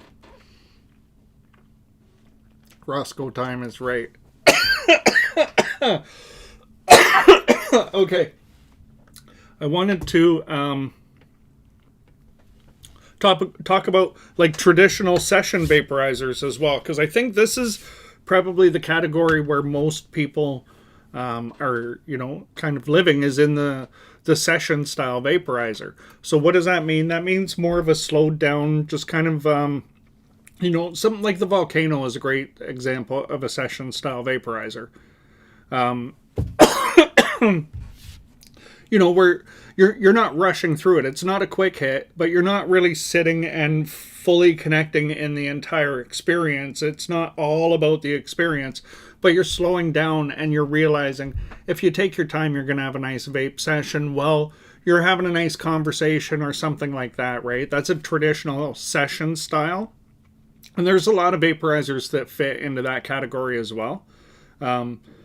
And there's a lot you can do with that to change the experience, right? You know, even something as simple as, say, the volcano. There's a million different ways to use the volcano to change the experience, right? And to change what that session feels like. Oh.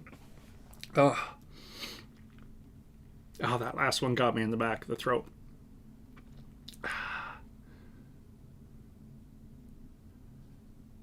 Interesting, yeah. The IO Hornet. I haven't tried that one. Nudge. How is that? Like, the IO Hornet, is that more flavor or is that more like hybrid? I can't even remember. But I remember wanting to look at that one. Interesting.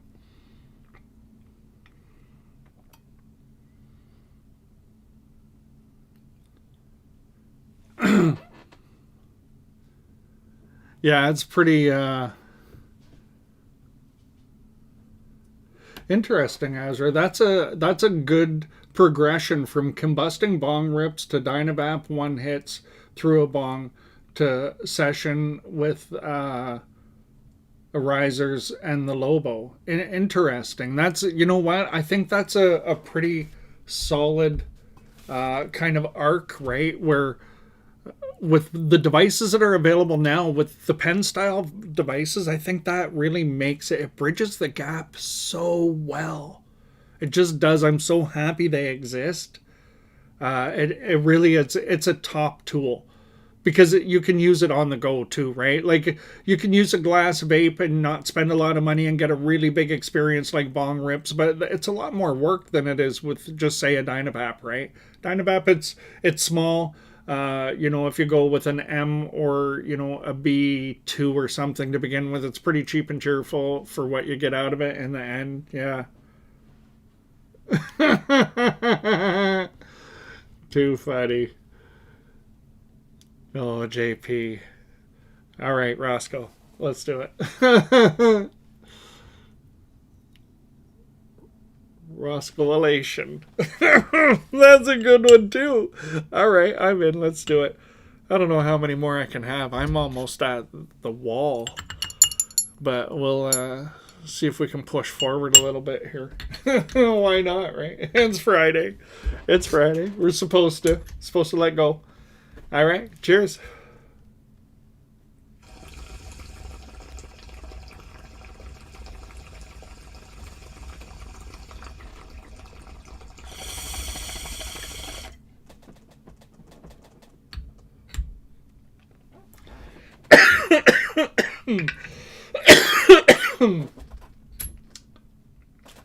Okay, Astra Shishima, you're making some cool points here that are actually interesting things to consider.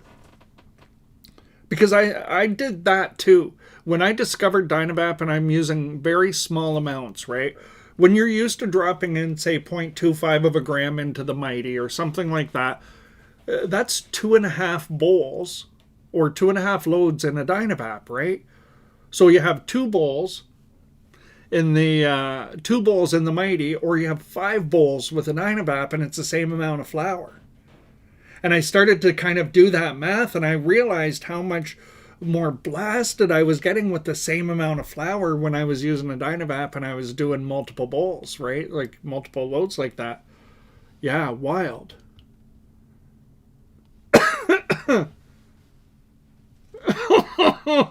Roscoe for Roscoe.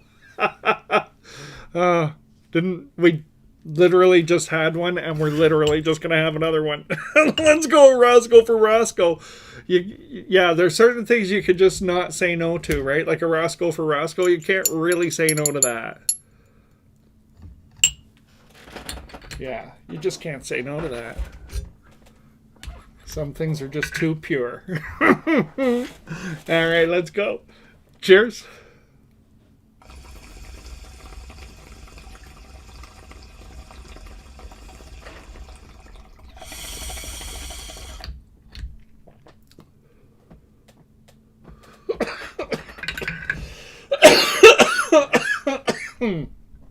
Oh, yeah.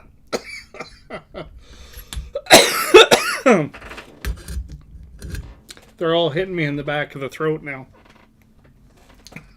Yeah, I heard it.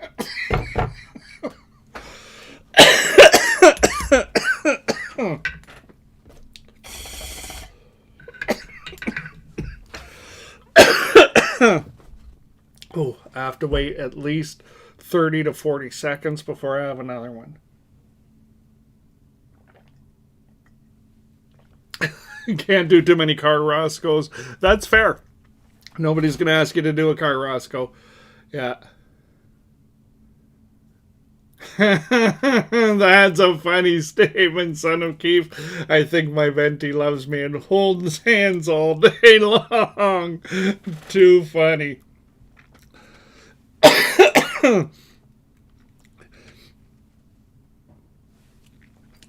Yeah, another sip of tea.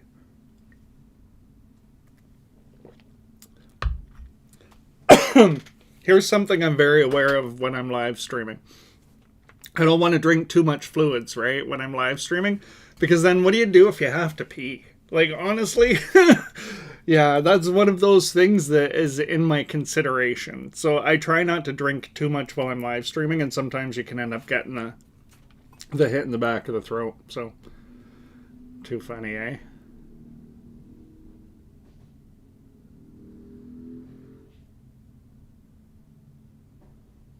Yes, the Crafty and the Mighty have the same size balls. Yes, for sure.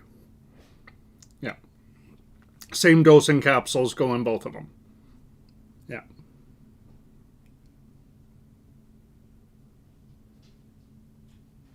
All right, Roscoe, have a great weekend.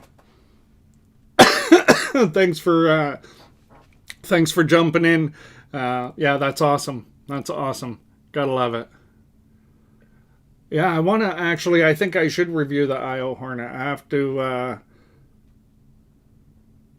I do it, no, a bottle under the table. That's funny. I don't think I could do that live streaming. Like, I just don't think I could pull that off and, not have my face look pretty weird. So, no, yeah. Does warm water help? For me personally, I've tried different temperatures, and room temperature seems to work for me. So yeah, room temperature. Distilled water is a good option for sure. Room temperature distilled seems to do the best job. Yeah, but sometimes, I mean, this is Friday, and after live streaming yesterday and having like 20 Roscoes on the live stream last night, my throat was pretty raw by the end of the live stream last night. And then as soon as I kind of kick in today, I kind of feel it right away again, right? It's the probably the only drawback of live streaming in, twice in a row like this is that's probably the only thing, is that it's a little bit hard on the throat. So, but you know what? No idea, says Roscoe. Roscoe for Roscoe.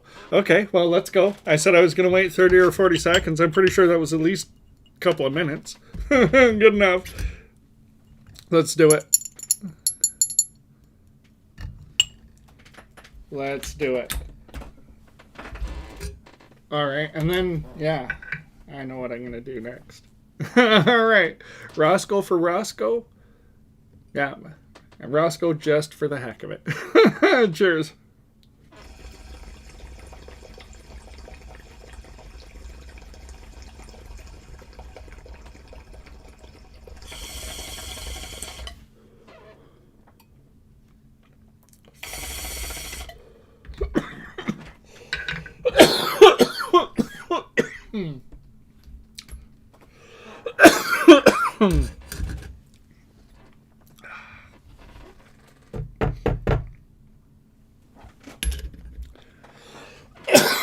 I would turn that up higher if I could. It would probably make the cough go away if I got a little bit hotter. Let's try it. Let's go up 10 degrees to 595. See if we can basically remove the vast majority of the terps, right? These little tricks when you're having a sesh, if you're coughing too much, right, because of the flavor, just keep turning it up until your cough goes away. You're going to get into some real high temperature vaping by the time you're done probably, but it does help if you're constantly coughing and it drives you nuts. Definitely more temperature is often the answer. Sometimes it's turning it down, but definitely don't give up. If you've turned it down and it didn't work, turn it up. That's exactly what I'm doing right now. Just turn it up another 10 degrees and see what happens. No, I never did live streams on Sundays. Or maybe, I guess maybe, I don't know, 6 months ago or so, I had set up some live streams and I got a couple off, and then for whatever reason, it wasn't able to happen. I don't know. I had some electronic challenges, I guess. And, so maybe that's what you're remembering, because I mean that was short-lived. I only managed to get 2 or 3 live streams to happen before it wasn't happening. So, yeah. Yeah, see, that's a good one too, Age. Try dry with a tiny bit of water, just a tiny little bit of water. If you're using a tabletop bong, just like literally like, I don't know, just a few drops of water in the bottom that let the vapor hit the water, and then it just moves off of it. It's not to bubble, not anything like that. And it just picks up a tiny little bit of moisture out of that water, and it makes for some pretty smooth vaping too. Why is Eddie on your shirt? That's awesome. Definitely looks like that, right? Too funny. Yeah, terp pearls for sure. Terp pearls help everything. I love terp pearls. They help everything all the time. I always look for a way to introduce terp pearls into vaping. I always look for what's the possibility and what's it going to give me if I do it. And, you know, there's certain things like, you know, just certain handhelds, I automatically just drop a 6mm terp pearl in on top after I've loaded it before I put the lid on it, and I do it every time. You know, and for whatever reason, I like the way that vapes so much better. I do that with the Mighty religiously. Yeah, so it's just funny how that works, right? We get these little habits, right? Nice, nice.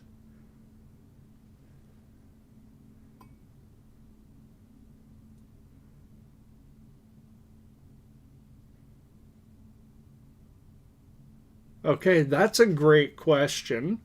All right. Displatcher. Why does it seem like the only difference between my Matrix bowl and microdose bowl is more dry herb gets used, but medication level seems the same?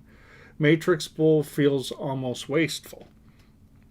Okay, you know what? That's a really interesting statement.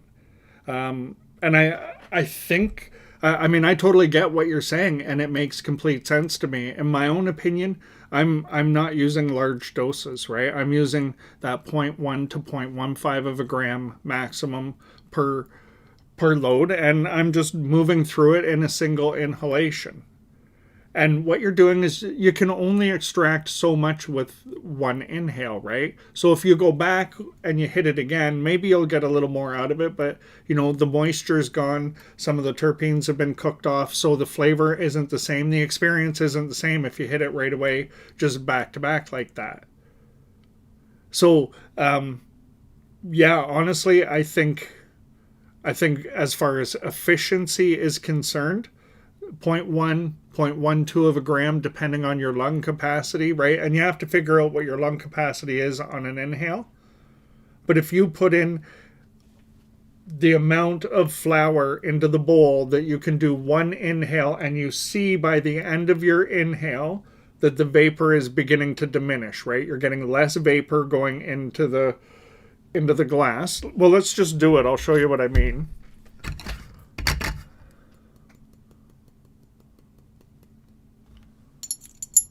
Right, so you just drop in as much flour as you can rip through in a single rip. Cheers.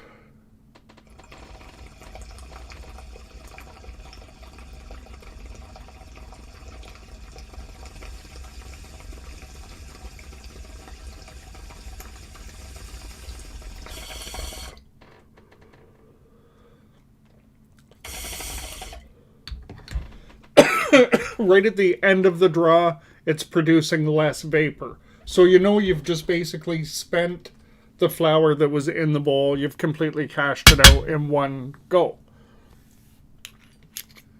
So now you can load it again and do that again, and you're going to get far more out of that than if you put 0.25 of a gram in there.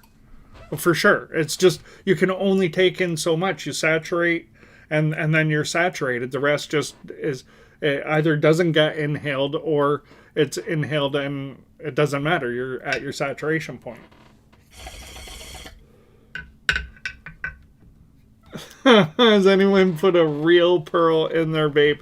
I would love to. I would do it 100% just to see what happened. I love that kind of stuff.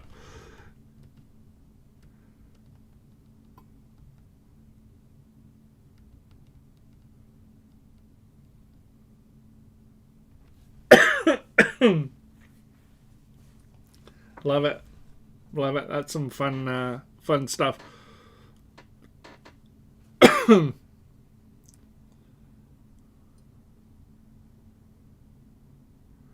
Yeah, that's just on your conversation on Twitch there, Jason. Yeah, right. A salty bong. You're right. Like vaping with saline solution, right? As your bong water, for sure. That definitely, a lot of people find that to be totally the most soothing. Yeah. I don't know if a real pearl is heat resistant. I'd have to do some research. But now, you know what? I'm probably going to have to find this out. I'm definitely quite tempted. It could melt, right? Yeah, it could melt. I don't know. Who's got their phone in their search handy where they could just type that into their search and get that answer? I would love to know that right now. I don't even want to wait for the information.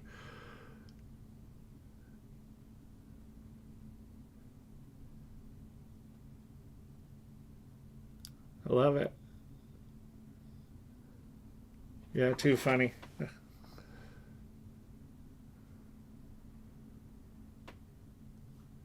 Yeah, I think a lot of people are on the small dose, on the single inhalation per rip, right? And I think that's why wireless ball vapes work. I think if you're really doing a deep session where you're hitting it 3, 4, 5 times on the same bowl and you're leaving the heater on there, I don't think wireless works for that. Right? It doesn't work well when you're sharing it with somebody else either, unless you're right. You just cool the baller head down too quickly. You need the coil heat constantly thrown at it when it's needed. Yeah, so I think more and more people have settled on this quick hit style of vaping. But I think what's super cool, okay, pearls not heat resistance. It says, thank you, Raptor Claw. I appreciate that, my friend. Okay, pearls are not heat resistant. Okay, bummer. What is a terp pearl? A terp pearl is basically, think about it just like a glass bead, right? So when I say a 6 mil terp pearl, I'm talking about a 6 millimeter tall, like a 1/4 inch high, round glass ball sphere made of different materials. Like when people talk about ruby, what that means, that's a lab grown ruby or a man-made ruby. It's not natural, and it can be made to exact hardness scale and porosity, heat resistant, all of these different variables. They can build it into the product when they make it, right? So yeah. They're not real rubies, no. They're lab grown. All of it's lab grown. Yeah. So no, real pearls are not heat resistant, it turns out. But man-made rubies are.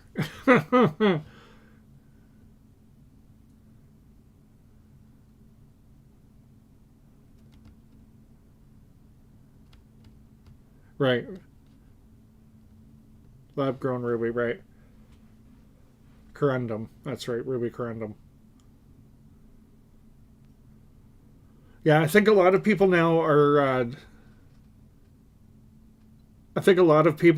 making that move into the smaller bowl.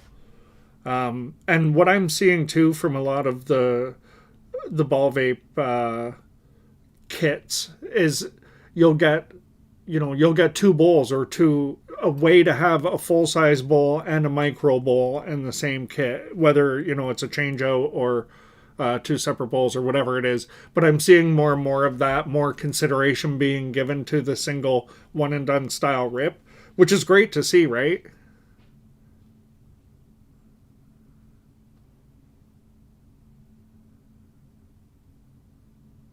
Right? Yeah, exactly. Daisy Flowers 420, right? The blunt and joint smokers want something they can take multiple hits from one load. You're right. And that's why, right? That's why session style vaporizers exist, right? Things like, you know what? Why don't we do that? I've got the volcano right here, actually. Why don't I have the balloon with the volcano? I'm going to just heat this thing up. I did a slight little usage change with my volcano. So this is the intake, and I filled this with 6mm beads like we were just talking about, glass ones, and then I capped it with a screen so that there's actually, this whole chimney is filled with beads. And then I'm going to preheat the whole thing just by running air through it for a minute or two, and it gets all those beads super hot before I even load it up. And then I'm going to go ahead and load it up, and I'm going to blow up a balloon on almost max temperature. And we'll have a super thick balloon. Why not? But I agree. A lot of the joint smokers, they want that. They want that session style. They want to be able to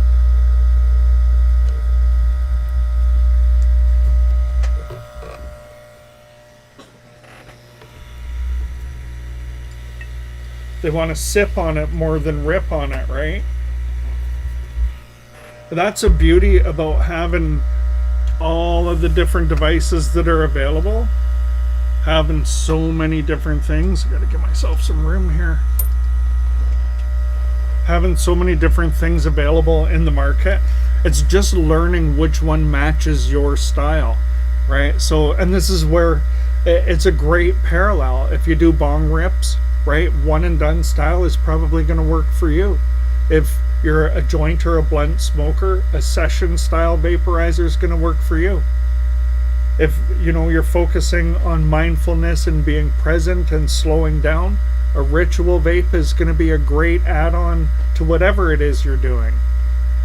So yeah, there's these things that we learn, but if we start with the wrong one, it makes it hard, right?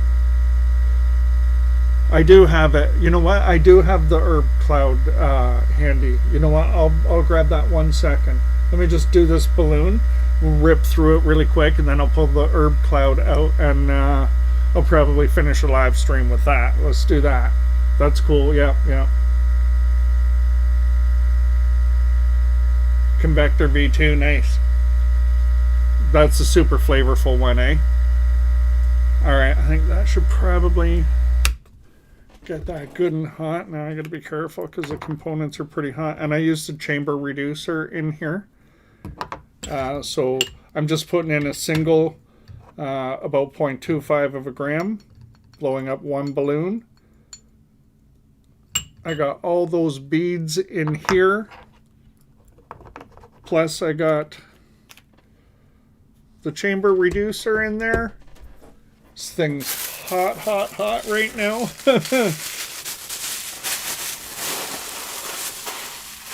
And I have it set on 8.5 out of 9.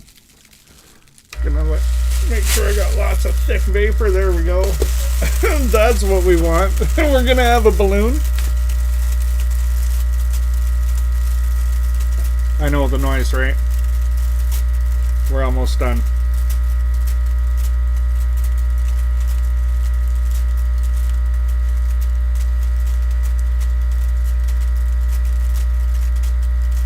Yeah, pretty thick vapor doing this, putting the beads in the top. and preheating everything like that. It has a really hard hitting effect. This is definitely, when you're looking for Friday night hit from your volcano, this is definitely the play. All right, cheers, my friends.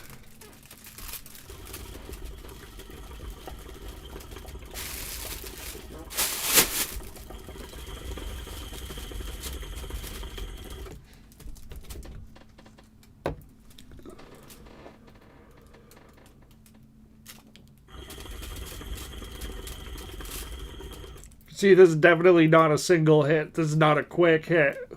This is, you're sitting and having a session. You're slowing down for this one.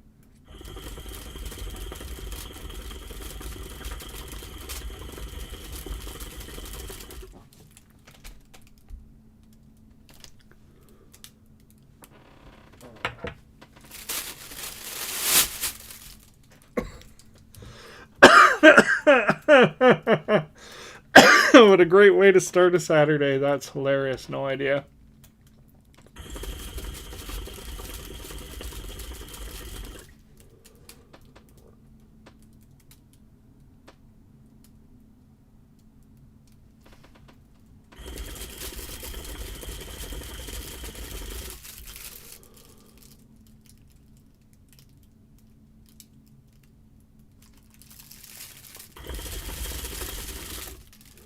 You know what, Volume? Can you email me on that? info@tabletopbong.com. Yeah, email me on that. I need to understand exactly what you mean.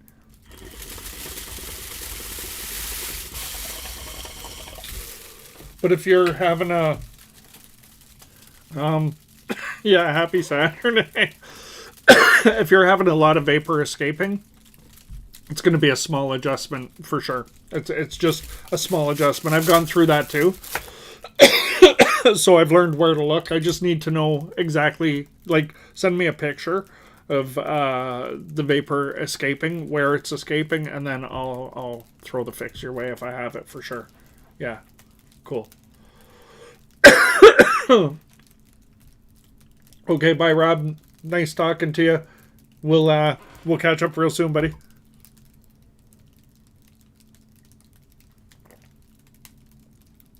Yeah, the volcano does hit differently. Zero question about it. Zero question about it. Z06 Dave says that. I just had 2 bags. I'm big. The volcano hits different. It definitely does hit different. It has its own imprint of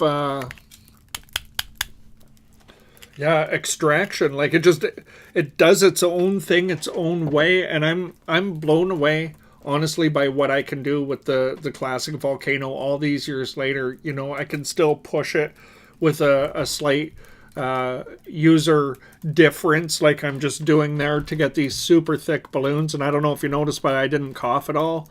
And it hits so hard, right? Like, especially when you push the highest possible temperature with the volcano.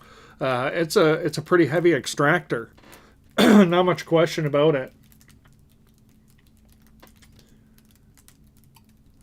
Maxing out our lungs is why it hits so differently. Maybe that's true. Yeah, you can take the long, slow draw and really fill it in, fill your lungs in. Interesting point, Azra. Yeah. Right, like it's so cool, right? Like, so talking about these things, and this is why I want to bring these things up, is just to have these conversations. So if you're like, I'm not satisfied with my vaping experience, and we talk about, you know, I'm getting this out of this, and this makes me feel this way, and I love that because of this, all of a sudden, you know, people will find their way into the thing that's going to work for them. Absolutely love it.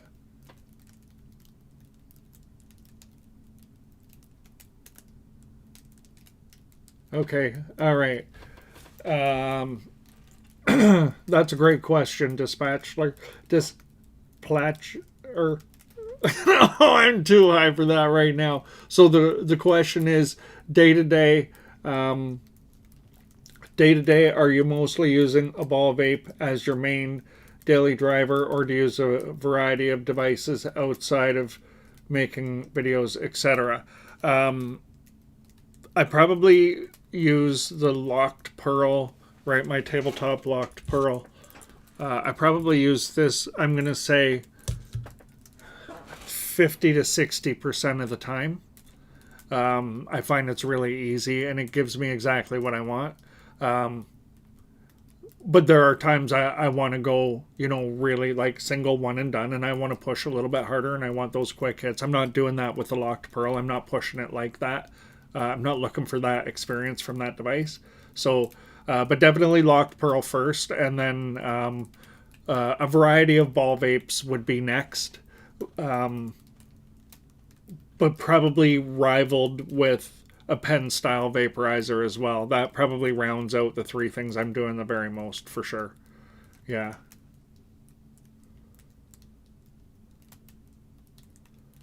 Thanks, JP. Yeah, man, if you guys can hit that like button, that's awesome. Yeah, I don't like to interrupt the content and sound like one of those naggy creators who's like, please hit the like, please hit the like. But if you can do it, that's pretty awesome. I'd appreciate it for sure.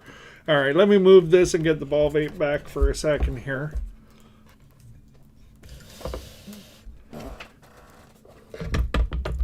So I can give myself a little bit of room, and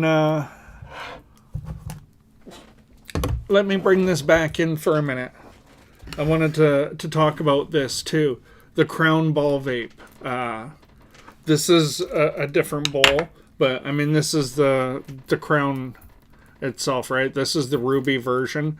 They're doing a quartz, a titanium, and a ruby version of this. I have a little more information than I did yesterday about it. So this is becoming a pretty interesting little device for a manual ball vape experience. You can heat it with the wand. You can heat it with the induction heater 3.0. And you can heat it with a torch. I recommend an induction heater though. And it's a pretty easy thing to use. Let's go ahead and I'll show you exactly how it works. What you need is an injector bowl. Now JC Vap has, they're doing a pre-order right now for a kit that includes a special bowl built specific for this. And they've got them on pre-sale now on the website, and they're really not expensive. I'm not an affiliate with them. I just think this is a really cool kit. I think a lot of people are going to enjoy this because they don't have to spend very much money, and they're going to get something that's a whole lot of fun to use, and it's a pretty cool experience. So, all right, let's go ahead. I'm going to use the wand. And what I'm going to do is I'm just going to drop it in. It's cold right now. I'm just going to drop it in the wand like this. And I'm going to go ahead and I'm going to let it heat up. And I'm going to let it go all the way through a heat cycle until it times out. I have it set for 800 Fahrenheit, which is whatever the max timer, right? It's not... this one's Ruby. Dave, this one's Ruby, yeah. Ruby, quartz, and titanium is what they're coming out with for this kit. So, yeah, I'm just letting it run right through to the timeout. And then you just drop it in with your flower in the injector bowl.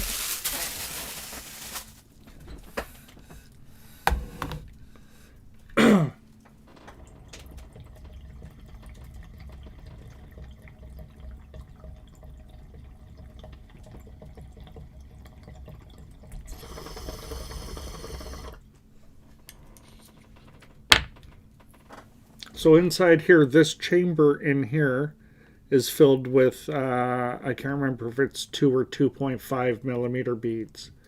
These are ruby in here, right? And then the wooden handle allows you to handle it without, without burning yourself. It's very comfortable. And then all I'm doing is like 10 or 15 second reheats. After each draw, you need to just throw a little bit of heat back on it.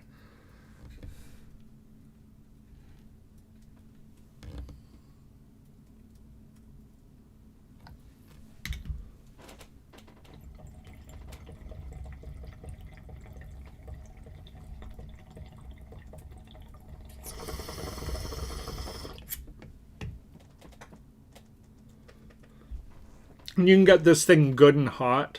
You just control with your inhalation speed, right? You control how the heat is pulled through the flower.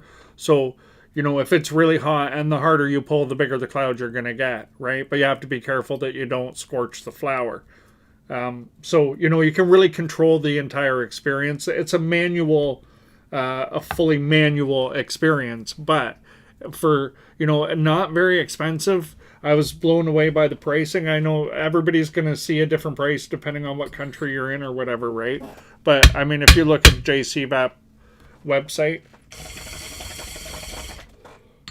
it's called the Crown Ball Vape Kit.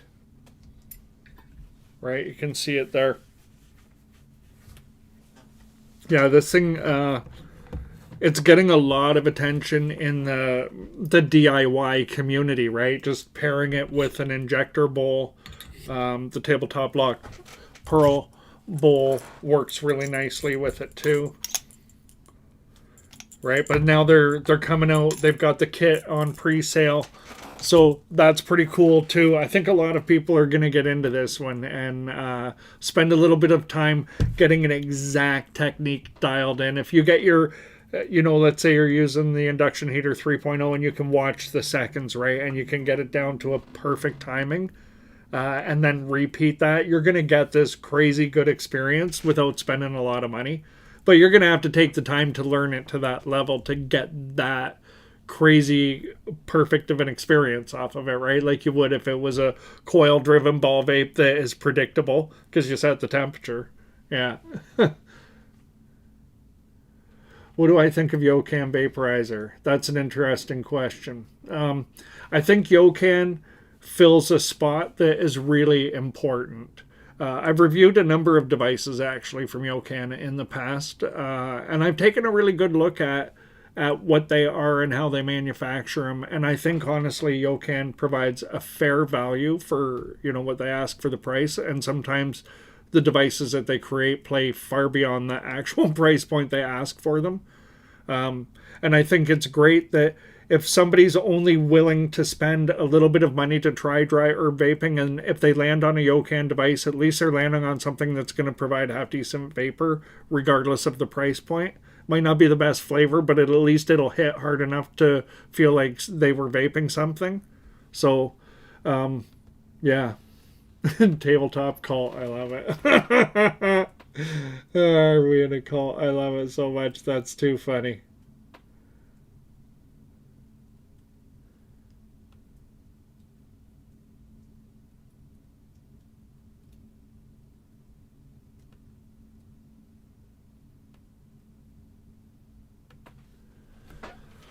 That's an interesting question. Okay. Yeah, I was thinking about trying to drill some actual like convection holes like you see in the helix tip. Sorry, I'm looking at a question about Dynavap. Sorry, guys. The question is, how could I modify the standard tip and the standard cap to get similar draw resistance? Oh, okay. Yeah. Like drilling holes in the tip or the cap, or what do you think?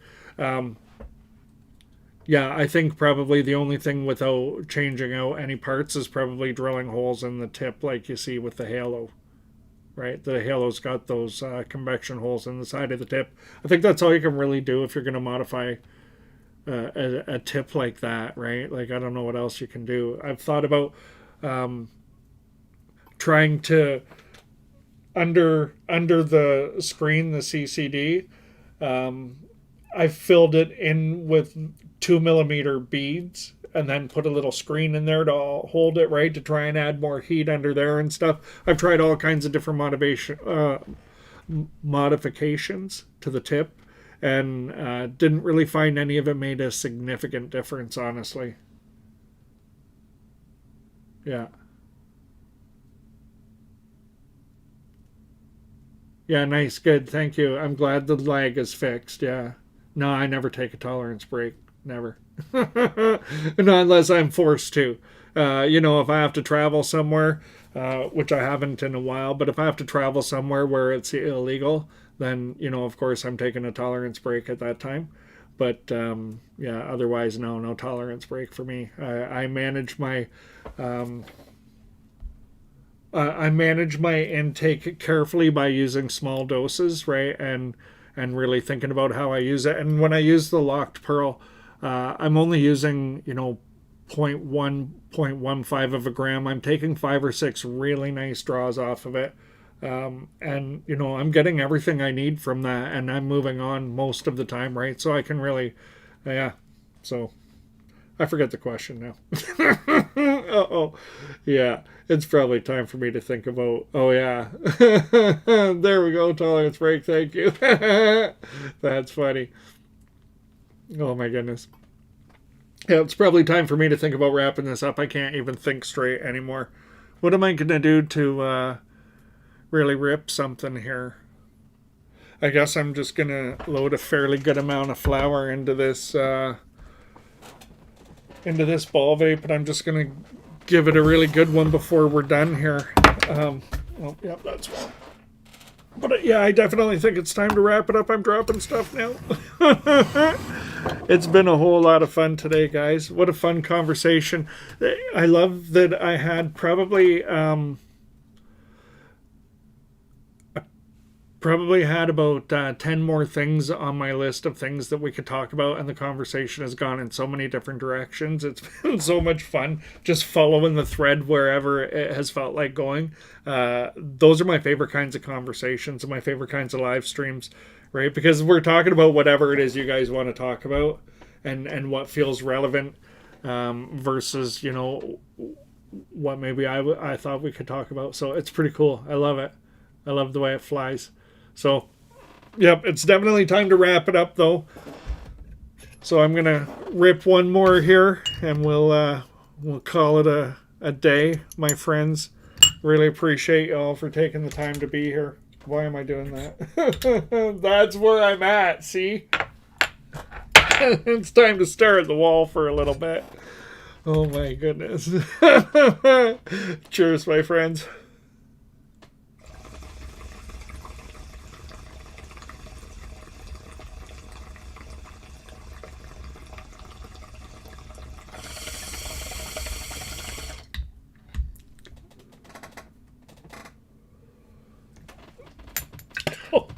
Oh boy.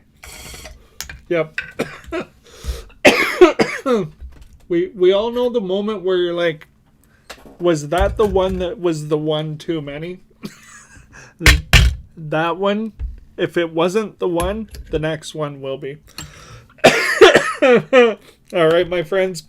Thank you again for being here. I really appreciate it. I appreciate the energy that everybody brought to this live stream, the wonderful conversations, and JP. Oh my goodness. And of course, we appreciate the squirrels. Thank you for reminding me, JP. It is squirrel love. All right, my friends. Take it easy. Until next time. Take care, and we'll catch up hopefully Thursday or Friday of next week. Maybe both if we're lucky. All right, take it easy.